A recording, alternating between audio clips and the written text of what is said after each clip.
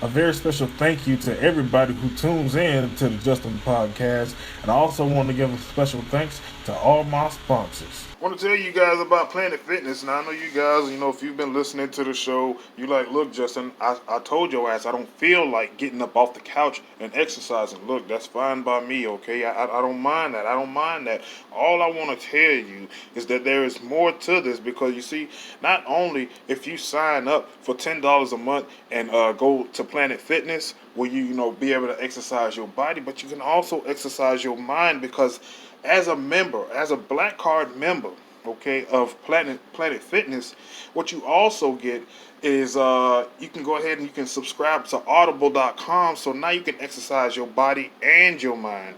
And audible.com is going to hook you up with some free credits to get you rolling, and anything that interests you, whether you're trying to make some money, whether you love wrestling, whether you love sports, you love drama, anything you can possibly think of, Audible provides content for you. And I'm the type of person, I'm out here on the road. I'm riding up and down these mean streets, and I spend so much time on the road that I need something to keep my brain sharp and keep my mind focused. It's cool being alone with my thoughts, but sometimes I want to stimulate my mind, and these Audible books are really, really, really helpful. I got JR's book, I got Diamond Dallas Page's book, I got Chris Jericho's book, I got Thinking Real Rich, I got The Science of Getting Rich. So you guys can see where my mind is. All I think about is money and wrestling. So, that's just what I like. But, if you guys are into, fantasy fiction, even some, rated X stuff, they got all of that stuff too, man. So anything that you can put your mind on, it's a good deal. Sign up to Planet Fitness, get your ass in shape, get your mind right. You get the health, you get the wealth, and, you get so much more out of it than what you're paying for. Check it out. He's considered to be the greatest announcer in XTV history. And now, Justin Turkeyleg brings his famous voice along with his awesome friends to the podcast world. This is Justin's podcast. Welcome to the show, everybody. Ernest Justin Turkeyleg here, bringing you some more audio whoop ass. This is my third time recording this, ladies and gentlemen, because the first time I was sitting up here shooting the breeze and trying to get it open for this thing. It was the drizzling shits. I was talking in circles. The second time I had me a nice little roll, but some motherfucker came and knocked on the front door, so I had to go attend to that. Looked out the peephole and saying there was some motherfuckers that I didn't know, 4 of them, and I didn't answer it. And they just went away. They looked like they was trying to sell me something. To hell with that. It take too long to try to get a motherfucker away from your door. You know what I'm saying? And you don't want to be rude. So you let them, continue their whole little spill.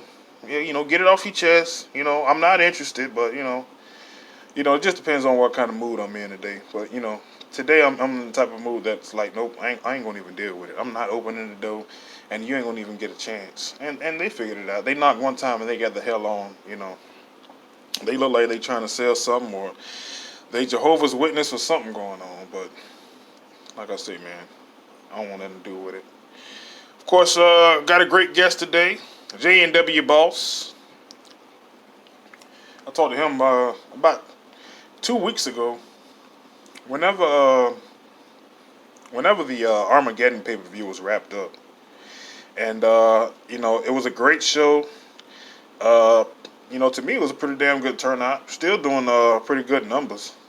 I think it's up in the 200s right now. Don't quote me on that. But, it did damn well. It did very damn well. It was a hell of a pay-per-view. I highly recommend you go back and watch this thing. And, if you need, if listening to this, because that's what we're talking about. We're talking about the Armageddon pay-per-view. J&W Boss is breaking it down. And if listening to us talk about it, if you haven't seen it already, if that don't make you want to see it, go check out Coltrane's video. He does a review on this show. And, he's right about the things that he's saying. You know what I mean? I got my opinions on some of the stars, and some of the things that happened. Some things that could have went better. But, we're gonna discuss that. We're going to discuss all of that. It's a whole boatload of fun. Anytime we sit down with the boss. And so, with that being said, I'm gonna go ahead and keep this intro pretty quick because it's a lengthy conversation. It's over 2 hours long, so you're gonna probably have to check this out in sections. You know what I mean? I don't blame you if you do. Um, but yeah, we break down the whole card. It was like I want to say it was a 3 hour show, maybe even over 3 hours. It was heavy, man, but it was damn good. It was paced well. I ain't gonna sit up here and shoot this shit no longer about it. I'm just gonna let you guys listen to what we had to say about it. It's JNW Boss, my good friend, on the other side of this break.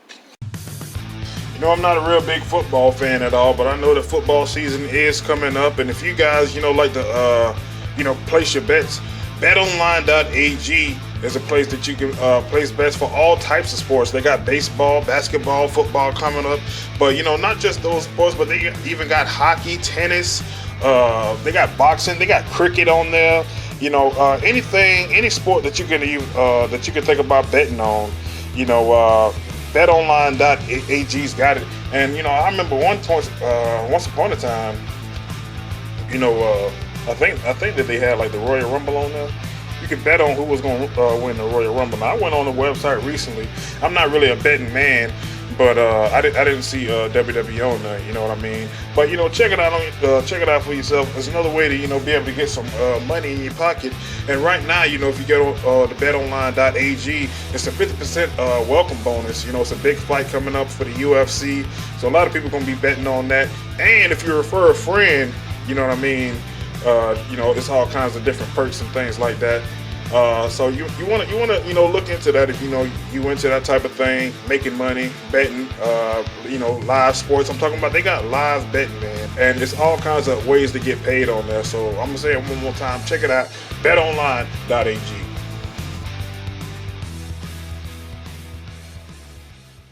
Justin's podcast. All right, ladies and gentlemen, here we are. Got my boy JNW Boss on the line. How's it going, my friend? Going good. Down that way. Oh man, crazy as hell as usual, man. You already know, man. Yes, I do.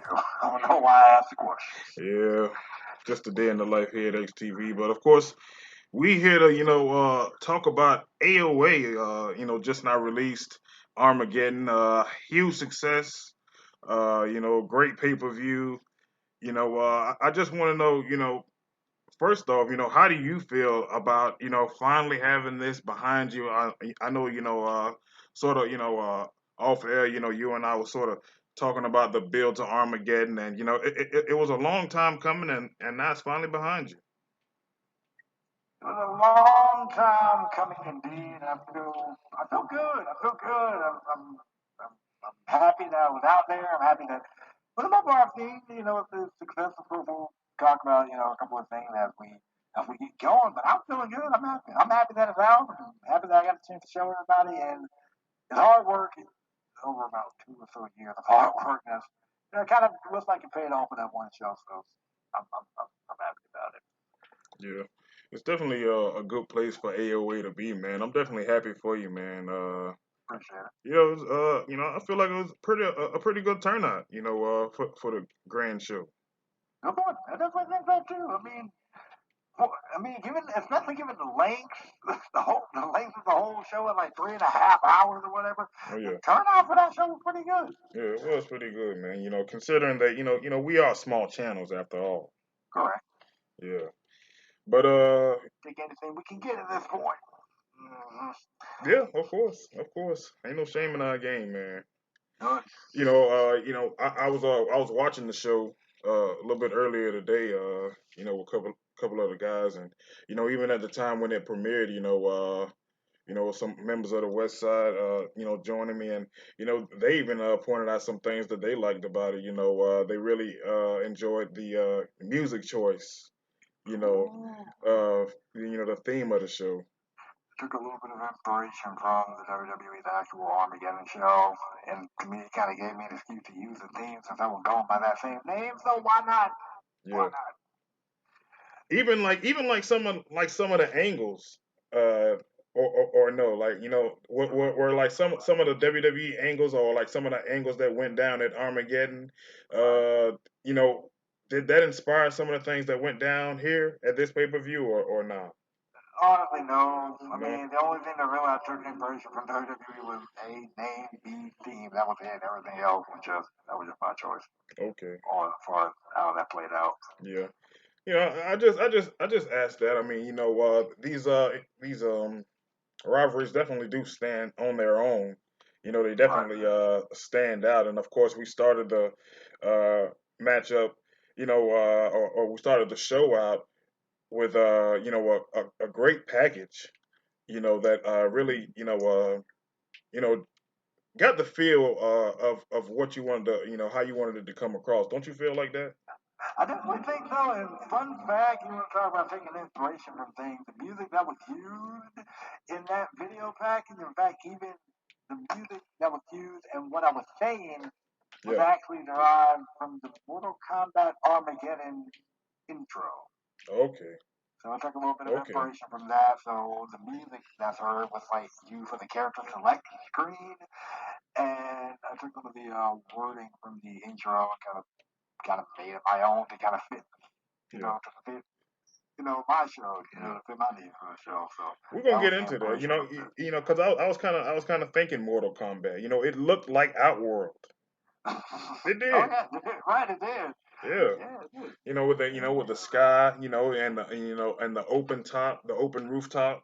You know what I I mean? didn't think about that. That's what it Right. looked like. And throughout the night, the time of day didn't change anything. It just kind of had that dusky kind of look, throughout the night, which I really enjoyed. It really helped the feel, of it. It really felt like it was going down. Yeah. It was just like I think pre-show daytime. By the time you got the actual show, it was like dusk until I think the third or fourth match, and it switched tonight, and Oh, then did it? yeah, it did. It did switch. Okay. It was like dusk for probably like maybe the first two matches, and then it switched tonight. So yeah. Okay, gotcha. Well, I mean, that's just the feel that it gave me, man. Just definitely had that end of the world feel. That chaos type of atmosphere. The apocalypse is upon us. Everybody about to die. For real, man. Speaking of chaos, apocalypse, and things coming to an end. What was supposed to be the end for the NWN turned out to be, quite interesting opening matchup. Of course, we had our boy JJ Strong, doing commentary with you. I mean, just sort of take us through that. I mean, we had the that great intro that our boys over here at XTV Studios put together. You think he on that? No doubt, what I'm saying. We always working together. You scratch my back, I scratch yours. But you know, I mean, what was your mindset going into that matchup? What did you think about it, and how it turned out and everything? I mean, what's your thoughts on the TLC matchup with King Kong and his boys versus Asian Persuasion and Darkman Dave? Dark Man Dave. I never thought about that terminology, but overall, I thought overall it was a good TLC match. It was a It pretty good was. TLC match, and it made sense to have one of the commentators from NXT TV on there because just the history, of course, that's spanning back and forth between both shows. Overall, I thought it was a good match. Debating whether it should have kicked off the show, but overall, that started off. To me, I felt it did the job of starting things off at a hot pace, starting things off in the way that probably only AOA can. Hot. It was fast paced and a cool, probably surprise to a lot of people as far as who won that match overall. Yeah, I mean, this is a situation where I think probably for the first time we seeing uh sort of not great decision making. Plan Z didn't necessarily work this time Plan for Z Z Ice. failed miserably. Okay, Yeah, Lee did not think this thing all the way through. All right, why would you put those two in an opportunity oh to man, win the tag team championship? They beat the Twitch in the cycle, became number one contender. right. Well, that's bad. And then we'll get to that. But then they win this TLC match. That's already bad idea, bad number one. Yeah, I man. think people are going to be dogging me about this one for a good minute. Let me just Yeah, say that. because you just, I mean, you just put yourself in a situation where no matter what, you losing two of your top guys, and Yeah. you and I know about, the sort of behind the scenes sort of deal behind how all this came about. It's JP and his big mouth talking about we want Shields and Frost in NXTV. That took place on an NXTV episode, and well, that's what Z Ice was answering to. He was saying, okay, you guys, if that's what you guys want, then that's what you guys gonna get. But Now, the question I have is why would you guys even even somewhat entertain that idea yeah, in the first that's place? I true. mean, I He get didn't have Shields and to. Frost was being a pain in the neck to this dude and all, but you seriously appeal to that idea?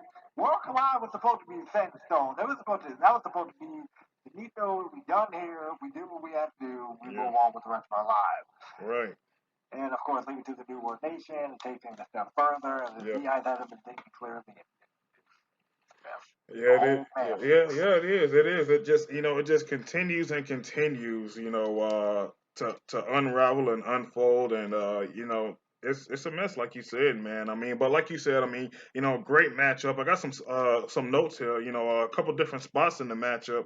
Uh, I think I got right here. Dave botched the ladder spot. What? I Make can't. it clear, define.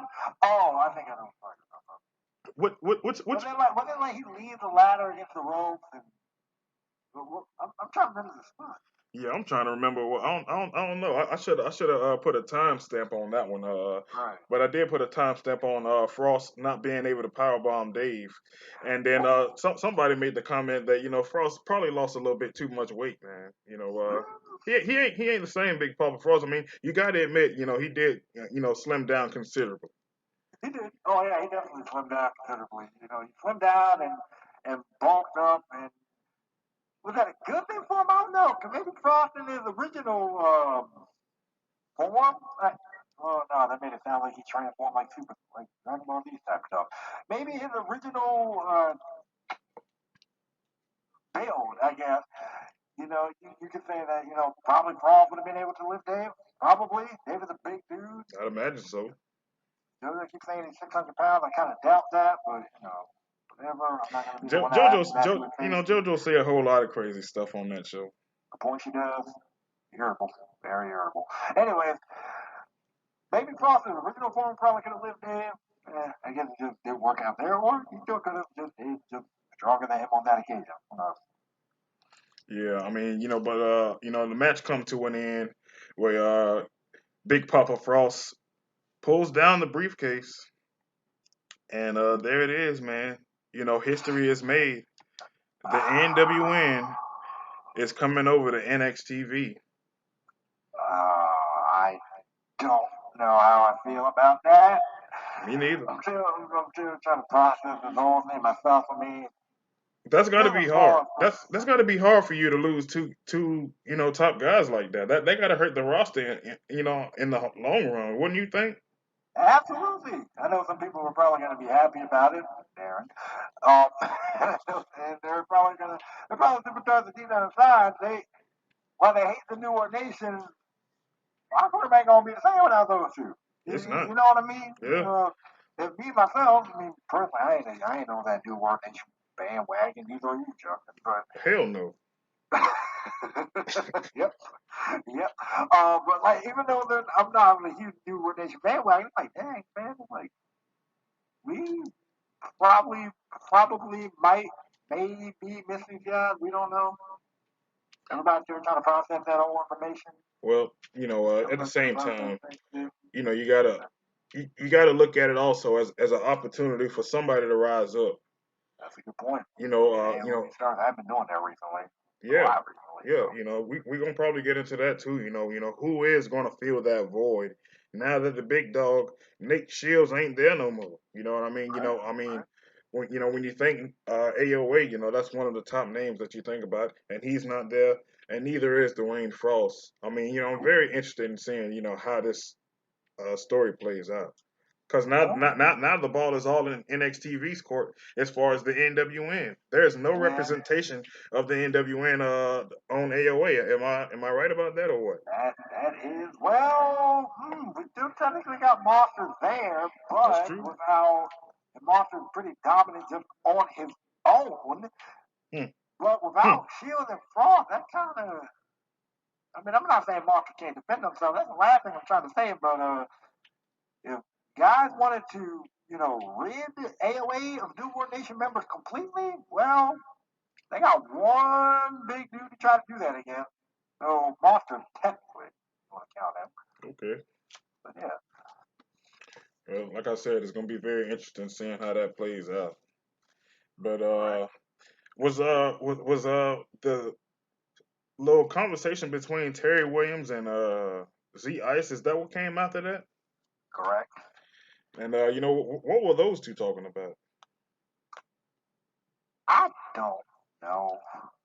He has a bad. He has a tendency to keep a hush lips about things.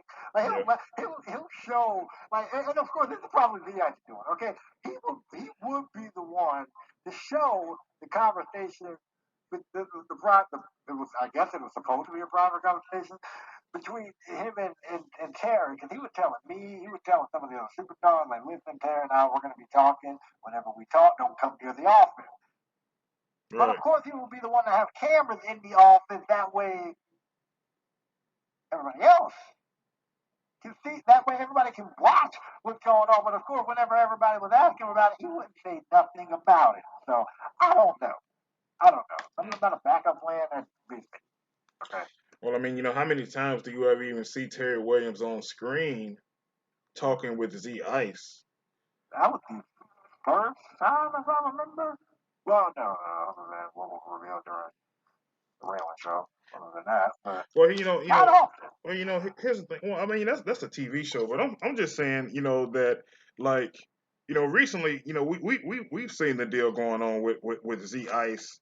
I mean, with Terry Williams. I mean, he's not the owner of. I mean, he's not the commissioner of NXTV. He don't have the power that he had anymore. So, to see him over there, on Armageddon talking to Z Ice, it definitely, is a head scratcher. That can mean so many things. Does he actually have power? Does he have power in AOA now? I'm trying to figure out what the heck is going on with it. Well, Terry Williams is always looking for a job. He always trying to find money. And hey, Z Ice always got a plan Z. But never trust silence to save my life. Yeah, that's true too, man. But all we can do at this point, I guess, is speculate. Moving on, we had Max Wolf versus James Black. Our friend Super Kick Gaming Party on commentary. A lot of compliments for Super Kick. He a great guy. As a matter of fact, some of the guys on the West Side, they trying to put together a show, and they was thinking about reaching out to Super Kick. You think he might be interested in doing some commentary for the WWE? He's great, absolutely great on commentary. He really is.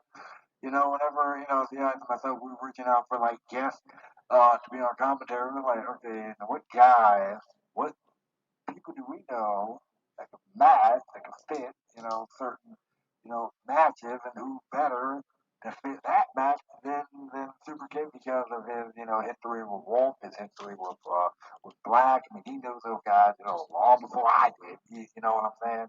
So why not? Why not have him? Why not have him on? MBW also, good partner with AOA, and he brought his A game on commentary as he usually does. So, tough, man. It ain't in there. Hang on, I got Big Trunks in here. He annoying me as usual. Yeah, of course he is. Yeah, but see, I'm not. JNW, know. I know the deal. I know the deal. You gotta have to take it out and put it in. Make sure it's lighting up. It's lighting. Take it out and put it back in. Cut this part out, Martha.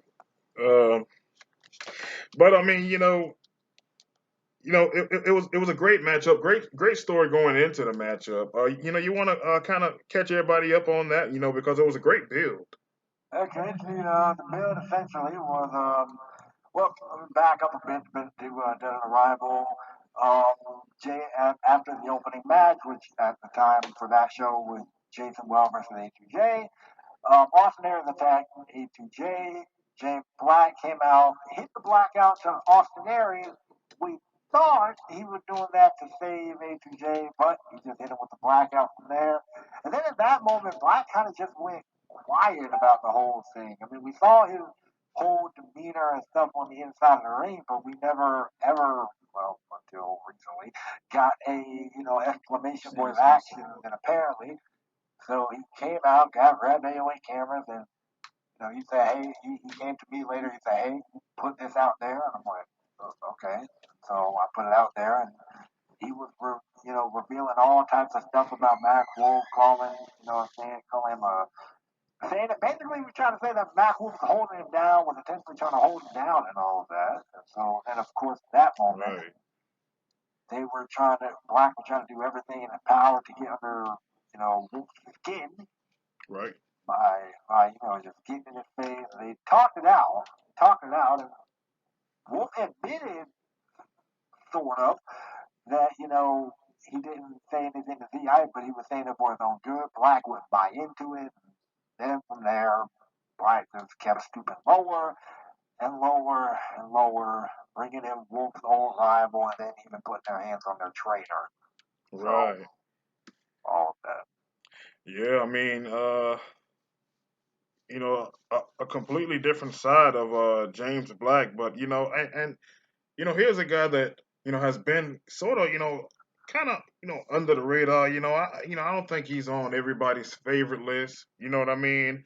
And it's this type of stuff. You know what I'm saying? Whether you like it or not, it's this type of stuff that help people get a name for himself. It's like that moment where Shawn Michaels had through Marty Jannetty through the glass at the barbershop. You know what I mean? He broke out and he ain't been the same since. Right. And in this case, in the case of Black, ever since he started this whole thing about Mac Wolf was keeping real, more eyes have probably been on Black now than they were before. That's right. I mean, whether we like it or not, he said people are gonna know my name, and yeah, people are definitely gonna know your name. It was And Max is gonna know your name and probably try to kill you, but hey, whatever. Absolutely, and Max Wolf did try to kill him because Oh yeah, he did. there was a couple great spots in there. One of my favorites was when Max Wolf had hit him with those 10 suplexes. The 10 plays. The teardrop suplex is over and over and over and Oh my over and God, over so again. devastating looking. Right. I was impressed by the endurance of Wolf even pulls it off in the first place. I'm like, what the word is you on? Yeah, it take great shape, man. To be able to do something like that, you lifting a whole nother human being, and it's one thing to just slam somebody one time, but to keep getting them up and slamming them that many times. Especially since like probably the fifth or sixth one, Black was probably dead weight at that point. So I mean, there's that too. Yeah, and then the match continued. The match continued. We saw a diving cold breaker. Right. Which was crazy. You know, Baseball is a home run drop kick. So eloquently said. I Put mean, so much emphasis behind that, but yeah, yeah, home man, run drop kick. yeah, Black man, out to the top rope on it. yeah, man. I mean, just definitely, definitely lived up to expectation. My question to you would be, do you think that this is the end, or maybe is this just the beginning of this rivalry? I think we're probably just getting started. Yeah, I think so Like, too. we're just getting started because I know Max is either going to A, feel like he didn't get a chance to solve anything with Black, Right. or B, the Black is going Gonna to keep continue to on. push the envelope Yeah, you here. know that. You can see it. You can see it. Because he feeling Keep pushing himself, the envelope. especially after that performance. I mean, so yeah. Yeah, he's going to try to continue to push the envelope. So, yeah, I think we're just getting started here. Yeah. It's going to get ugly. Something tells me this is going to get ugly. That was just the start of it. It's gonna get good too, man. It's gonna get real, real good. It's going to be fun to watch. It's going to be hard to watch. I'm probably going to want to jump out the table and kick Black myself, but hey, whatever. Well, I mean, that wouldn't be the first time you felt like that about a superstar. I think I know. I think you know where I'm going with this. Ah, yes, the segway's real. Sean Segway's Wright all too real. finally getting some revenge on Austin Wallace. You know, it was a masterpiece, JNW boss. It was masterfully done, and I got to say, I mean, by this point in the show, we've already seen so much. We probably like, I didn't make a It's only the timestamp. third match. Yeah, it's only the third match, and like what I'm saying, we probably like 45 minutes, to an hour in or so, and I mean it's just moving, nicely, and Sean Wright just goes out there and just completely humiliates Austin Wallace. Step one in the whole humiliation process. Yes, Might I add. yep, you're right about that. Second one we'll get to later, but Yeah, this was just beautiful. yeah, Tyson Young coming out there, with the hat. And of course, it was Wallace's idea. And then, of course, it was whoever's fashion choice it was for him to come out with black robes, red butterflies, and all this extra crap, looking like he got him to pro wrestling. Man, stop! somebody called him Stop! Adrian Adonis over here.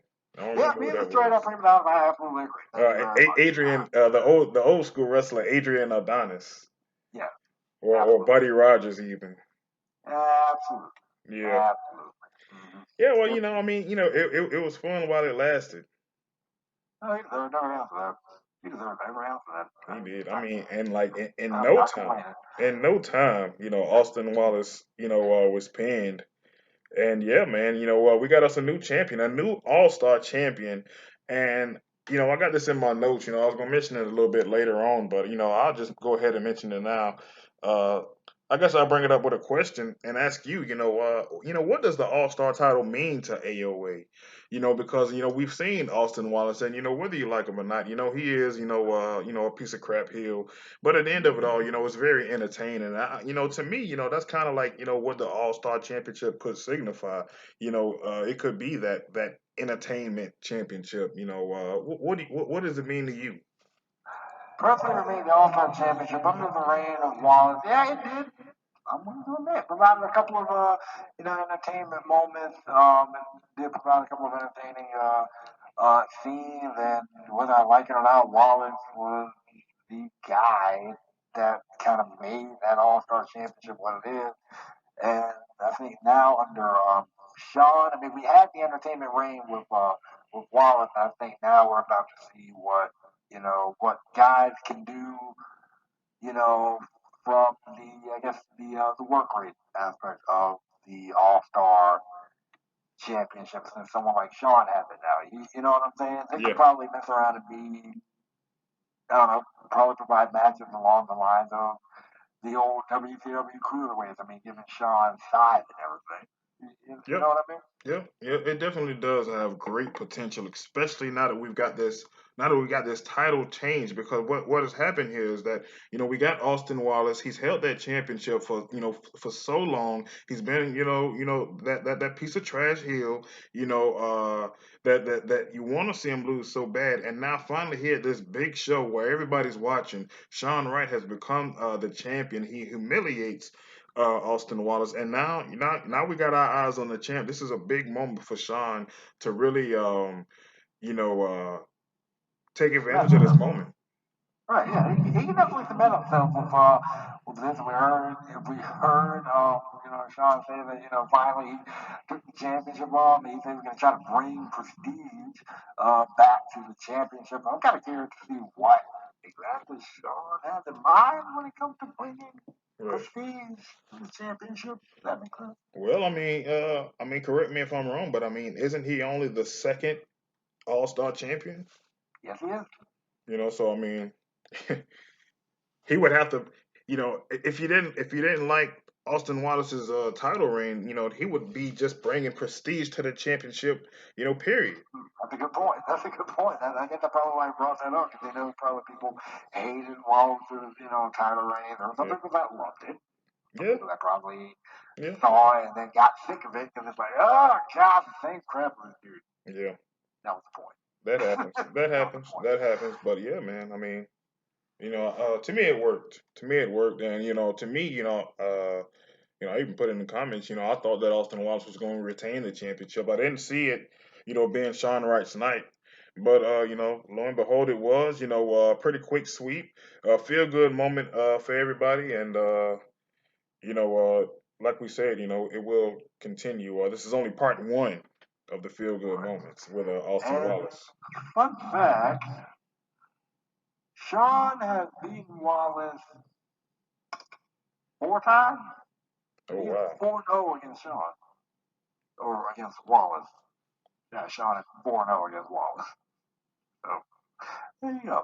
Mm, Little fun fact for you guys. mm, mm, mm. Yeah, Yep. that's good to know. That is really good to know. Then I think we have us a backstage segment. Wait, hold on. Before we get to that, Okay. one other thing that I'm sitting there thinking about. Speaking of the guy that's associated with Austin Wallace, Tyson Young, who won the pre-show Battle Royal, Right. I wonder which championship he's going to go after. And I wonder now, since Wallace lost the title, does that open the door? Does he go after Sean in the Ultimate Championship, or is this screw it? I'm making my own path to go for the U.S. title. Mm. That's right. That is that other equation. I Right. mean, I didn't mention him. I mean, did you see what that guy was dressed in? You know, His man is I gone. didn't even His bring him man up. is gone. I was His trying to man be is nice, dead. boss. I was trying to be nice, man. But that guy. But I mean, yeah, that is a good point, though. I mean, yeah, he could surprise everybody. I think that that's where we are here in AOA in this season. Again, especially with us knowing that Nate Shields and Dwayne Frost are gone. Right. These two top guys are gone. You got to know that all the guys in the back, want that spot. Want to be the man, and Right. it's interesting seeing what happens, man. Right. Tyson was saddled with Wallace for the whole season. He's really kind of doing his bidding. We haven't really seen what Tyson can do on his own, at least. Not pair with that guy. So who knows? Could Yeah. work out for him. And when that battle royal could work out for him. Yeah, we'll see. And I was mentioning, the promo that took place between Andrew Lance and JB. These guys are AOA guys, and look, I know you get it a lot, JNW. I definitely hear it all the time. People not fans of Andrew Lance, they don't see it in them. But I mean, if we being completely honest with ourselves, you know, although yeah, we're gonna get into his match that he gonna have later on with Darren. He cut this promo, and JB was saying to Lance, "Hey man, one day me and you could be headlining right here on this stage, man. Yep. And look, look at the facts. Both of these guys. Well, I mean, JB wasn't there, but he is the AOA champion. Lance, AOR. yeah, AOR champion. Lance. He's got a title match here at the big stage. So hey, maybe it ain't his time now, but hey, maybe one day, maybe one day. Where are you on? I want to know where are you on both Lance and JB? Present day. I gotta say, JB proved something. Proved a lot. Probably, I hope JB, I hope live on and prove a lot of people wrong. I mean, I personally never doubted JB and never thought Big Mac was a cushion to him or anything that RJ was sitting there saying. But I hope with live on that he proved a couple of people wrong. I mean, even though the match was tied and everything, you got to give JB credit for his willpower to kind of push back in this match and make that thing tied at the last second in the first place for one. Lance, yeah, I can see why people say all that stuff about Lance because he came in and he was a fish out of water. A fish out of water thrown in with a bunch of, sharks, like right out the gate. You know what I mean? And Yeah, so he took all those losses, got a couple of in there and there, yeah, but they might due to external circumstances was the reason why certain things happen. Um, I think once Lance gets a lot of that rust off of him, and I think tonight at Armageddon he definitely did that. I think once he gets a lot of that rust off him, he'll be fine. But until then, and I can see why people said what they said about him. He can definitely do something in AOA though. I will give it that. Now, yeah. meantime, yeah, he should be fine. I mean, AOR has been around for about a year now.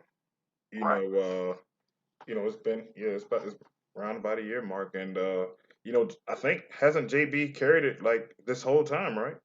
Yes, yeah. Yeah. So I mean, I guess that does say something. Personally, you know, I don't feel like he's been that strong as a champion. I feel like there's other guys in AOR who are stronger characters than the heavyweight champ, and to me, that's a bit imbalanced. You know what I Good mean? point. That's a good Um, point. but I think that now we're starting to get the light shined on JB, and maybe his second time around to be the charm. But that's if he can hold on to that championship, because I mean it's the second year, and guys are hungry, man. Right. And it wasn't until recently where he got into his first major feud with RJ Miles. So Yeah, I think exactly. maybe, this feud with RJ could definitely elevate both guys. Definitely elevate both guys, especially in the case of JB. You know what I mean? Because yeah, you're right. There are guys who are overall better characters, or there are guys you can argue could or should be world champion over JB right now. You know, but it's just fall where they may, and we'll see where things go from there. I think JB, it took a minute, Yeah, but as you said, the light is now starting to kind of shine on, and people are actually starting to look at it. But like, oh, okay, this guy can actually do something. You know yeah, what he I mean? can. Yeah, and what a better stage than Live On Right. to do that on. Which is a great show, by the way. But up next we got our Rivers and A2J. Now you got to forgive me for this one, because I'm not sure exactly how this came about. I know these guys got a back and forth rivalry going on, but as far as this particular show, how did it make it to this show? This one was literally thrown on the show. I'm not even gonna Gotcha, lie to you on gotcha. that one. Okay, It yeah. was I was literally like, wait a thrown minute, on I the didn't show. follow this one, but I mean, It yeah. was But literally thrown on the show. yeah. I'm not even lying to you. Okay, So River won in a match at Warzone because like he was just kind of coming back at that point. And so, of course, they're actually going to make a challenge, and then the whole thing with Black happens. So this match was literally just thrown on the show for entertainment purposes. And I think it definitely did entertain. it did. It It was another did. great match. Some of the best spots of the night took place right here in this matchup. I Oh, think absolutely. I think that anytime you get Johnny Rivers versus A2J, nobody's going to complain. I was just because I mean anytime you have a story with a matchup, it's just the investments there. But with these two, they don't need a story. They can go out there and they can tear it up, and that's exactly what they did. So many timestamps for this damn matchup I got. I didn't flood your page with them like I usually do. I just wrote them here on my on my Calm down. on my notebook. Yeah. I got 117, 1 hour 17 minutes and 7 seconds. I put one of the highlights of the night, and I think that's when we saw A2J, was it, try that dive off of the rope, and then we got caught with that super kick. Johnny up with suicide dive and then just got his whole entire jaw cracked. Yep. Man, I've watched that spot so many times over and over again. I just can't get enough of it. Um, and then we saw the double rotation moonsault missed. And it missed. He got caught with a cold breaker out of that thing. So, Yeah. Oh yeah, that yeah. was good too. And then I got another spot where there was a botched Oh yeah, yeah, yeah. Johnny Rivers with the botched suicide dive. That was not too long Right. after that super kick. That was a nasty one. True. My personal favorite one was the I think River were going for River. He was going for the springboard blockbuster.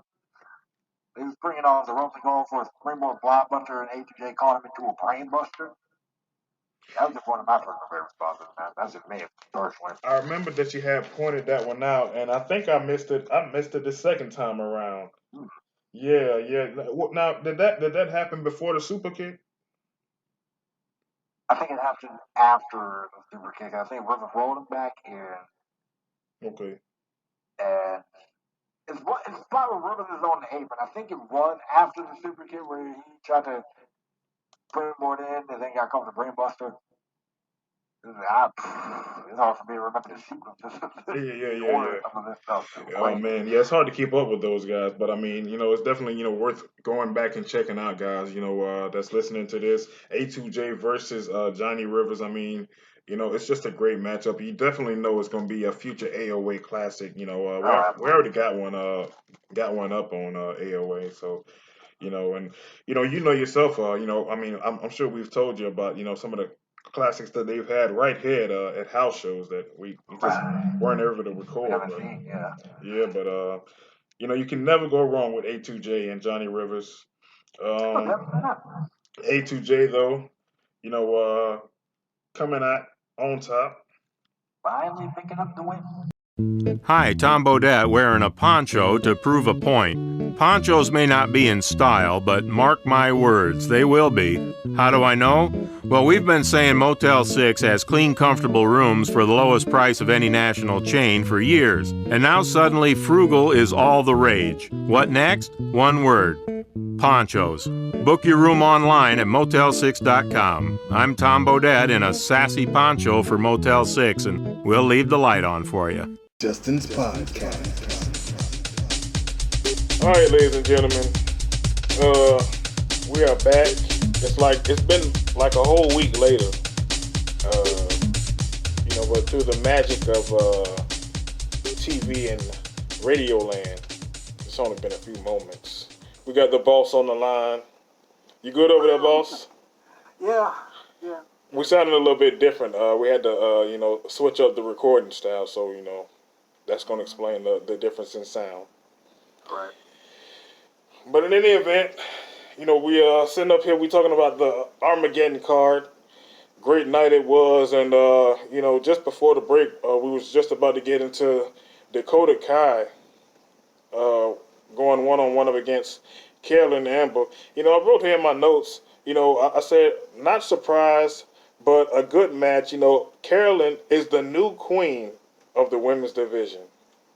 That's about all you could really expect. That lad, it was a good match. I didn't think, there were probably maybe a few people that probably thought Dakota was going to win, but given how soon she won that, she won the championship, I'm not surprised that if people thought, okay, yeah, this is just going to be a, first time event, assert your dominant first time event. You know what I'm saying? Yeah, I understand that. Assert your dominant first time event. I mean, when you consider the timing of, when Carolyn Amber actually won the championship,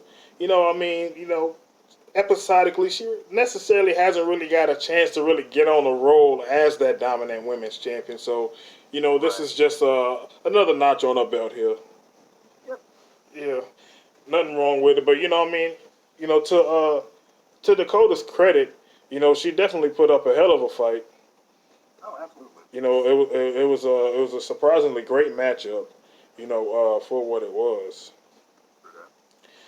Then playing a good plucky underdog, and Carolyn just saying, "No, take that on it now, real quick. We just about to put an end game to all of this, real quick." So yeah. I'm having some weird issues with my AC right now. They keep on cutting on and off. I don't know what's going on, ladies and gentlemen. I'm hearing it too. I'm like, bro. You can hear that? A little bit. You can hear it going on and off, like the air going in and out? That's my AC. Oh, boy. Anyways. Like, I don't know what the hell. Because, it like the power ain't going out. The lights on and everything, but... There's something over the KEC itself. Yeah. Very strange activity. Just please stay cool. Just stay cool. Please. Damn. Every summer.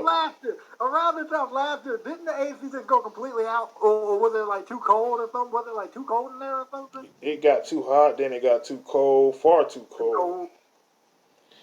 Like you were walking around like a sweater on and stuff. And yeah, man. I had long sleeves. I had a hoodie on. Had on gloves. I had on mittens, JNW. The middle of the summer, I was wearing mittens. They need to fix that. They need to come by and fix that. fix it correctly, hopefully. But yeah. Well, Carolyn, of course, remains AOA Women's Champion, and then we cut to a backstage segment with our good friend Mr. Pac-Man. Please stop calling me incomparable. He always, The guy's always in the gym. This guy's always in the gym. Yeah, he'll never let you down. No. Mr. Pac-Man, back there with Taurus and Aaron, having a little stare down. You almost got a little nervous there for Mr. Pac-Man. We almost thought that he was gonna get attacked, but not too far behind is his homeboys, WMD, the tag team champions of the world. Letting Taurus and Aaron know what it was. Yeah, I guess you can say they're new homeboys at this point. I mean, seeing that. Wait, wasn't Aaron? Hold on, real quick. Wasn't Aaron in jail before this show? Wasn't Aaron locked up and in jail and whatever? He must have just got out like right. On that? Like, did he like make bail? Did someone bail him out? He must have just got out around that time, because he was on the next show the next night. I don't know if you remember. Oh right, yeah, it was. Yeah, so Right. yep. How convenient. He got lucky. He got bad lucky. How convenient for Aaron. The AC is blowing again, ladies and gentlemen. Just an update on that. Please keep blowing. But yeah, man. Speaking of Aaron though, he ended up running off and talking about Mr. Pac-Man ain't no father of his. I wonder, is that a shoot, or are they just joking? Because that ain't the type of family that be joking around like that. So they probably, you probably won't ever see them two together again. Them being Mr. Pac-Man and Taurus and Aaron. That's probably it. That's probably game over. I mean, your son messed around and got arrested. They kicked you off. Yeah. That's basically the main reason why he wasn't even on NXT anymore in the first place, because of those two. So, Right. all of that. So there probably is a little resentment there. Probably is a little resentment there on the part of Pac-Man or Taurus and Aaron. Maybe they felt like Pac-Man was holding them down or whatever. But Taurus and Aaron currently aren't doing. You said, yeah. It could be worse. It could be worse. I'm about to say they aren't doing too bad, but I'm like, well, they haven't really done. No, they could be doing worse. They could be doing worse than Pac-Man got WMD down, but the whole. They've gone their separate ways. Right. And Mr. Pac-Man definitely showed that when he was accompanying Jack and Ryan to meet up against Nate Shields and Dwayne Frost for the AOA World Tag Team titles. And interesting situation here, because now earlier in the night we found out that Nate Shields and Frost was going to be leaving AOA. And now, the question in this matchup that you would have to ask is, or will they leave with those tag team titles? Yeah. I mean, that was a question that was definitely, booming over everyone's head by the time the match came about. Yep. And for, gotta admit, two guys who were in a TLC match earlier, they didn't do too bad. They hung in there with WMD. And Frost, mainly, he was all over the place. He almost had to keep a third eye on that guy, because he was just getting involved in every way possible. Shield was getting his rear end handed to him over there. But, yeah.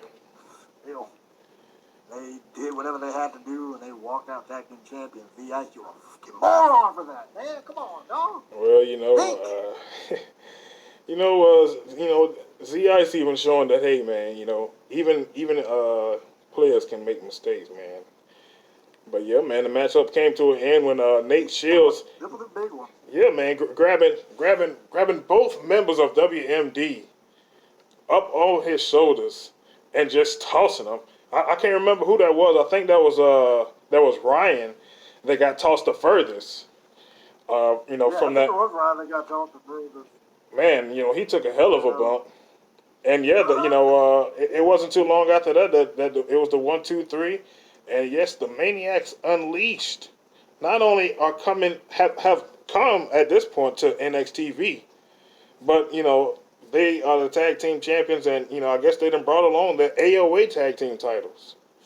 I guess a part of management, just the best idea for management, keep those guys away from other companies and championships.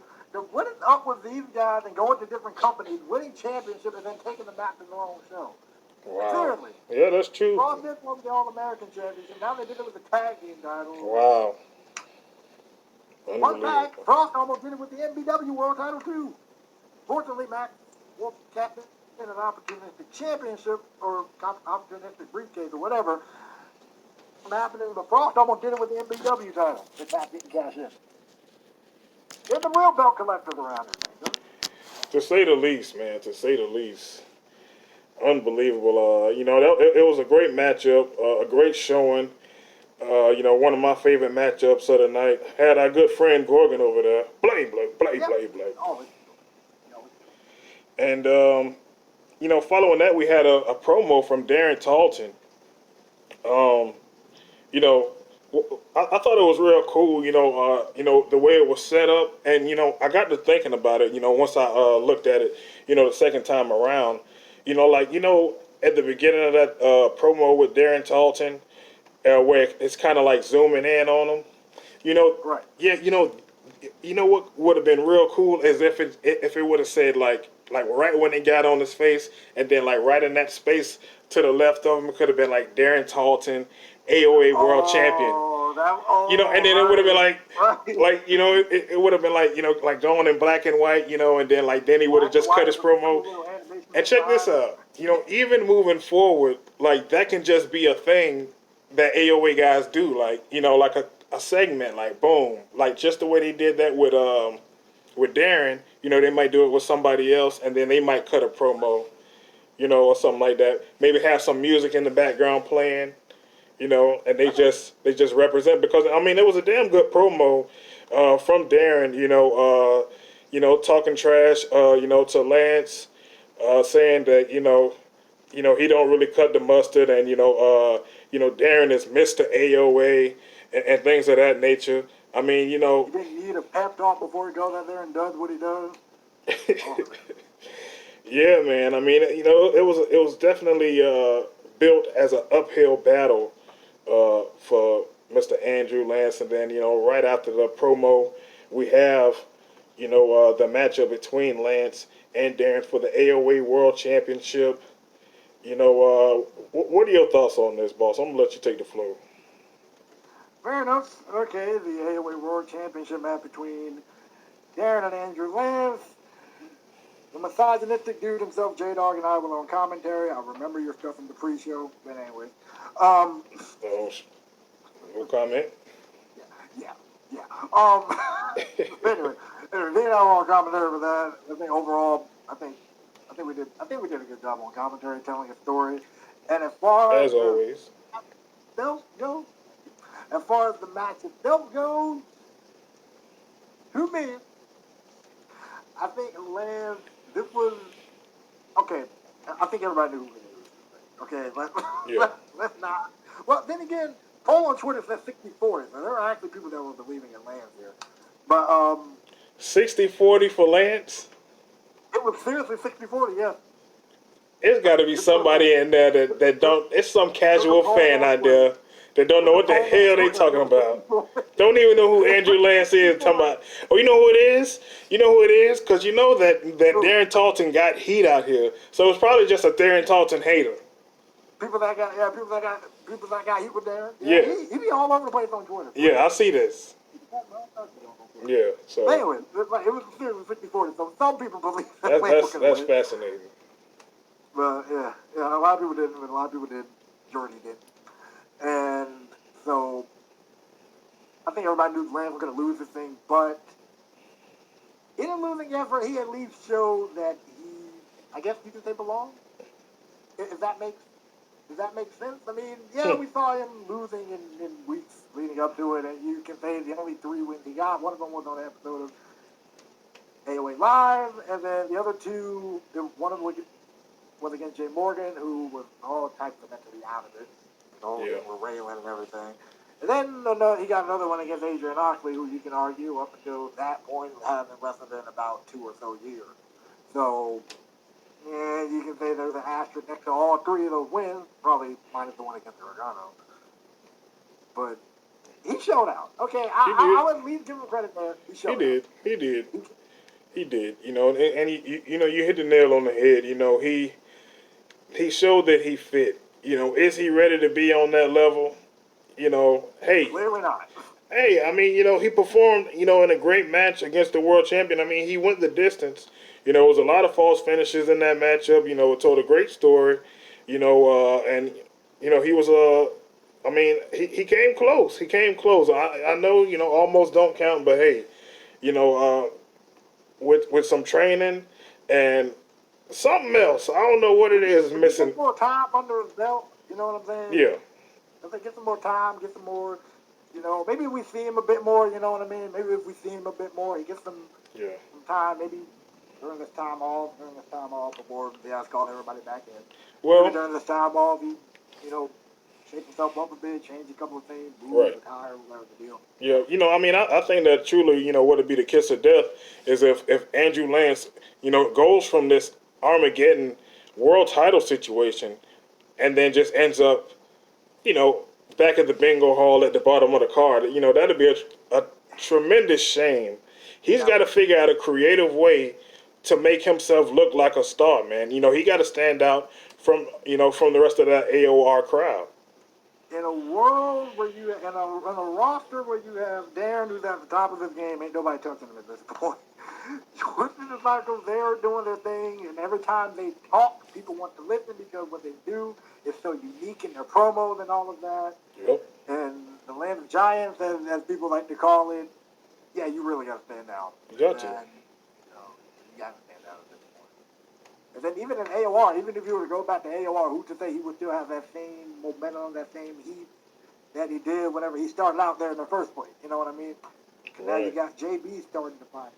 RJ already kind of found himself, you know what I mean? Yep. And you got all these guys that are coming up there, so who's to say even in AOR he would have got the same vibe. So yeah, he definitely got to find a way to stand out for real. Oh yeah, man. But you know, I mean, it could be, you know, his uniqueness. You know, like that he could use that, you know, to his benefit. You know, and you know, use that because he's tasted, you know, what all of them, you know, despite what they want to say about how he got there, he has been there, and they haven't. Right. So there is that. But moving on. Wait, hold on. What's that? One question. Yeah. You brought up how Lance has to be unique. Mhm. Isn't it safe to say that across anywhere you go, you always have people that are trying to be unique? Yeah. Like I guess elaborate a little bit more on what do you mean by Lance has to be unique? Well, I mean, you know, he gotta find a way to make that stand out. You know, the fact that he has, you know, that's what I was saying. You know, the fact that he has been, you know, on the big show, on the biggest show that there is. You know, on the biggest stage in the biggest match. You know, a world title match. You know, he's gotta use that momentum. You know, the fact that he lost, he's got to use that as a learning lesson, and he's got to find a way, you know, to bring that, you know, if he's going to be going back to the AOR card or if he's going to stay on AOA, if like let's just say he stays on AOA for instance, you know, he's got to be taking out, you know, big names. You know, he can't just move down to the bottom of the card and, you know, and it just be a cool moment. That's all I'm saying. He's got to find a way to reinvent himself. He can't be the same old Andrew Lance that he used to be. He's got to be a heavyweight champion. He's got to be a star because he's been on a superstar stage. And I think that's the case for everybody that came out of this show. You know, everybody that was here tonight, their lives should have changed after that night in some way. Young of all people who won the pre-show. Well, say that again? You have Tyson Young of all people who won the pre-show. Yeah. Like seriously. That's saying something. Oh yeah. You see? And it's like that's the case for a lot of these guys.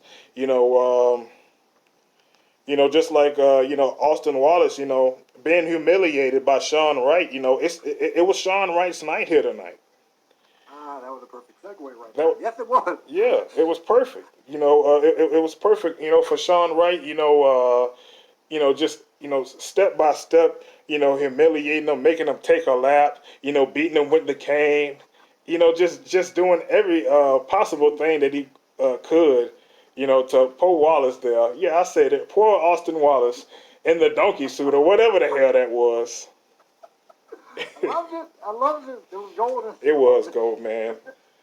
It was definitely one of the great moments of the night.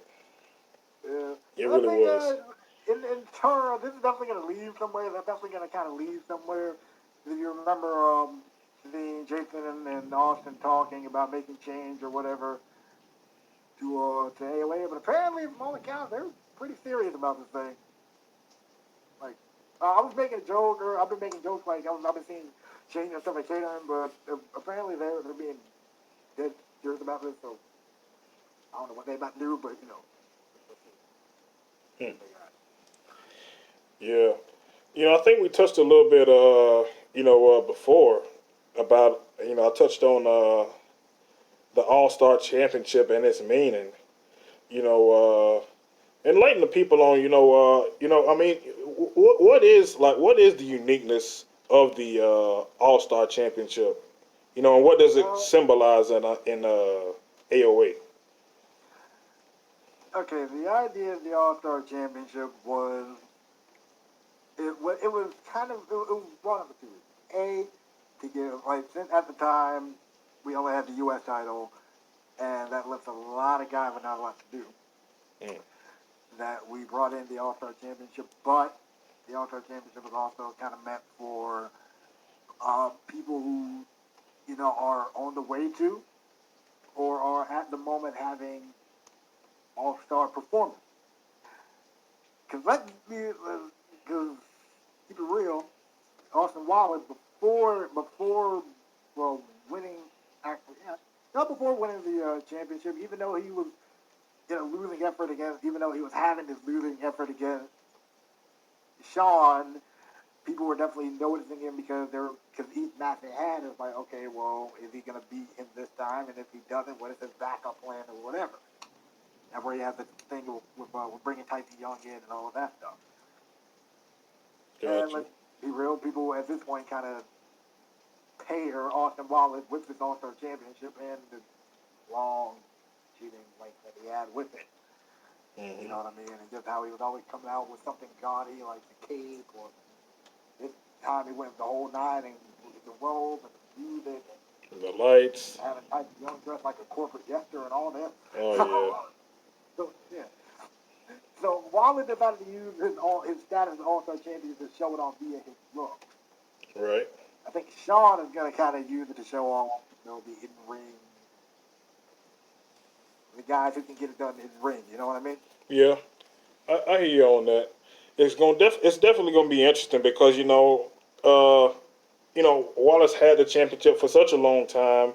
Now Sean Wright's and now Sean Wright's got it, and it's just gonna be interesting seeing what he does with it. He's only the second. I think we mentioned it before. He's only the second All-Star champion. Right. So and to me, when a belt hasn't had that many fingerprints on it, it makes it just that much more prestigious. You know what I'm saying? Right. So that's just my 2 cents on it. I wrote in my notes that Chaos versus Lucian served its purpose, and I want to point out the fact that you said in the commentary that you said that they've adopted to AOA better than Lance, and that they actually feel like AOA stars. I wanted to know, in your opinion, why is that? Why is that? Because think about how Chaos came in. Chaos debuted in a fatal 4-way, with, you could probably say at the time, still in some people's cases, 3 of AOA's top guys who was on fire at the moment. Darren, who was getting there, Mac Wolf, who wasn't doing bad, but you can definitely tell he was going to get somewhere, and Reaper, who was still doing pretty hot at that point. You know what I mean? So he debuted in there against 3 of those guys and made it all the way down to the final 2 for 1. And then some of the matches that we and then the different time where he laid out Reaper, and then of course those two committing close to legalized murder against each other during the Chaos Reign match and everything. So, Right. oh, and he took it to Wallace pretty good too. The only reason Wallace won is because he got qualified. Right. Yep. That too. That's So true. he kind of came in and took it to everybody straight out the gate. Lucian debuted as Reaper's tag partner. Didn't do bad in the match against Weapons of Mass Destruction. Wasn't really on the episode leading up to Warzone, so can't really say anything there. But at Warzone, even during this time in the match against Warzone, or let me word that. In the time he was in the ring during the match at Warzone, again, he did not do bad. You know what I mean? Yep. So maybe we get him on more episodes to get him to do probably start doing some stuff, but he hasn't done bad either. Lance been taking L after L after L, and all of them get embarrassing. Yes. And he's been exposed a lot more than these guys. Kind of going back and forth in between two shows. It's been tough for our guy Lance out there. But I definitely see what you mean. I mean, they do kind of represent. If there was a poster, if there was a AOA poster, these guys would definitely be on there. With guys like Reaper and Monster, Nate Shields and Frost. Those are the type of guys that I think of. When I think of AOA. Those just big, rugged, mean man. I mean, we got the great technical stars too, but it's just something about the violence of AOA, and I think that was exemplified in our main event. 2 out of 3 falls. It was the Reaper going 1-on-1 up against Forsaken. A long time coming, boss. This dates way back. I think you might remember. I did a podcast a little while ago with a friend of mine, Radnick, and we went back and reviewed Next Level, and that's where this kind of starts there. I mean, it starts previous to that, but it kind of starts there because that's when. I guess I'll let you take the floor. Mamma mia! Pizza Cake haven't chosen me to tell you about the new Corleone pizza. Soft white Italian dough, soaked in the finest Palermo tomato, all topped with 1 whole pound of Milano cheese. Then choose 5 toppings from the famous Pizza Cake 500. And remember what Mama said, leave room for dessert at Pizza Cake. Justin's Podcast. Back with JNW Balls here, ladies and gentlemen. We're having this terrible weather, but you know what it is, boss. We was talking about the main event and the things that led up to Reaper versus Forsaken in this 2 out of 3 falls or 3 stages of hell match. You can call it. So go ahead, boss. Take the floor. Okay, essentially what kind of led up to it, if that's what you wanted me to cover. Yeah. That was it, right? Okay. Basically what led up to it is that a week beforehand, Reaper was getting a little bit jealous. Like, he felt like he had something to prove, and it didn't really help that he didn't win the world title and everything. And then it was due to Nate Shields attacking V-Ice after Last Stand that Nate Shields took over the show, set up a 2-on-1 handicap match between him and Shields and Monster versus Reaper. They beat the brakes off of him because Reaper was already not feeling great from the Last Man Standing match at Last Stand. And it was originally going to be Monster versus Demon 1-on-1 for the world title, but after that, the Ice came out and then inserted Reaper, so that way Reaper kind of got a second shot. And so at that moment, again, Reaper's jealousy kind of continued, and then during the go-home episode, thing kind of spiraled out of control during the 6-man tag. I believe they won the match. I can't remember, but I believe they won the match, but Reaper was pretty salty because something didn't go right. Mm-hmm. Started walking up the ramp. Morgan tried to follow him because they were partnered. It was like Demon, Reaper, and Morgan versus 3 other guys. I can't remember. Probably Kazari and Shield and Morgan and Monster, if I'm correct. Okay. Anyways, things started to go south. Reaper was walking up the ramp. Morgan followed, got broken, and then kind of him and Demon got into a little bit of an argument. Poor Morgan. That club, yep, which kind of led to that match too. So, yes. yeah, so next level, again, I'm not going to recap everything there. I mean, you saw what happened. Yep. But for the people that didn't, they entered themselves, Wicked tried to mend things and enter themselves into the tag team title gauntlet, which, by the way, had way too many teams. You thought the gauntlet had too many teams? We kind of lost track of how many teams there were. I think we said like 5, ended up being like 7 of them. So we lost track of teams there.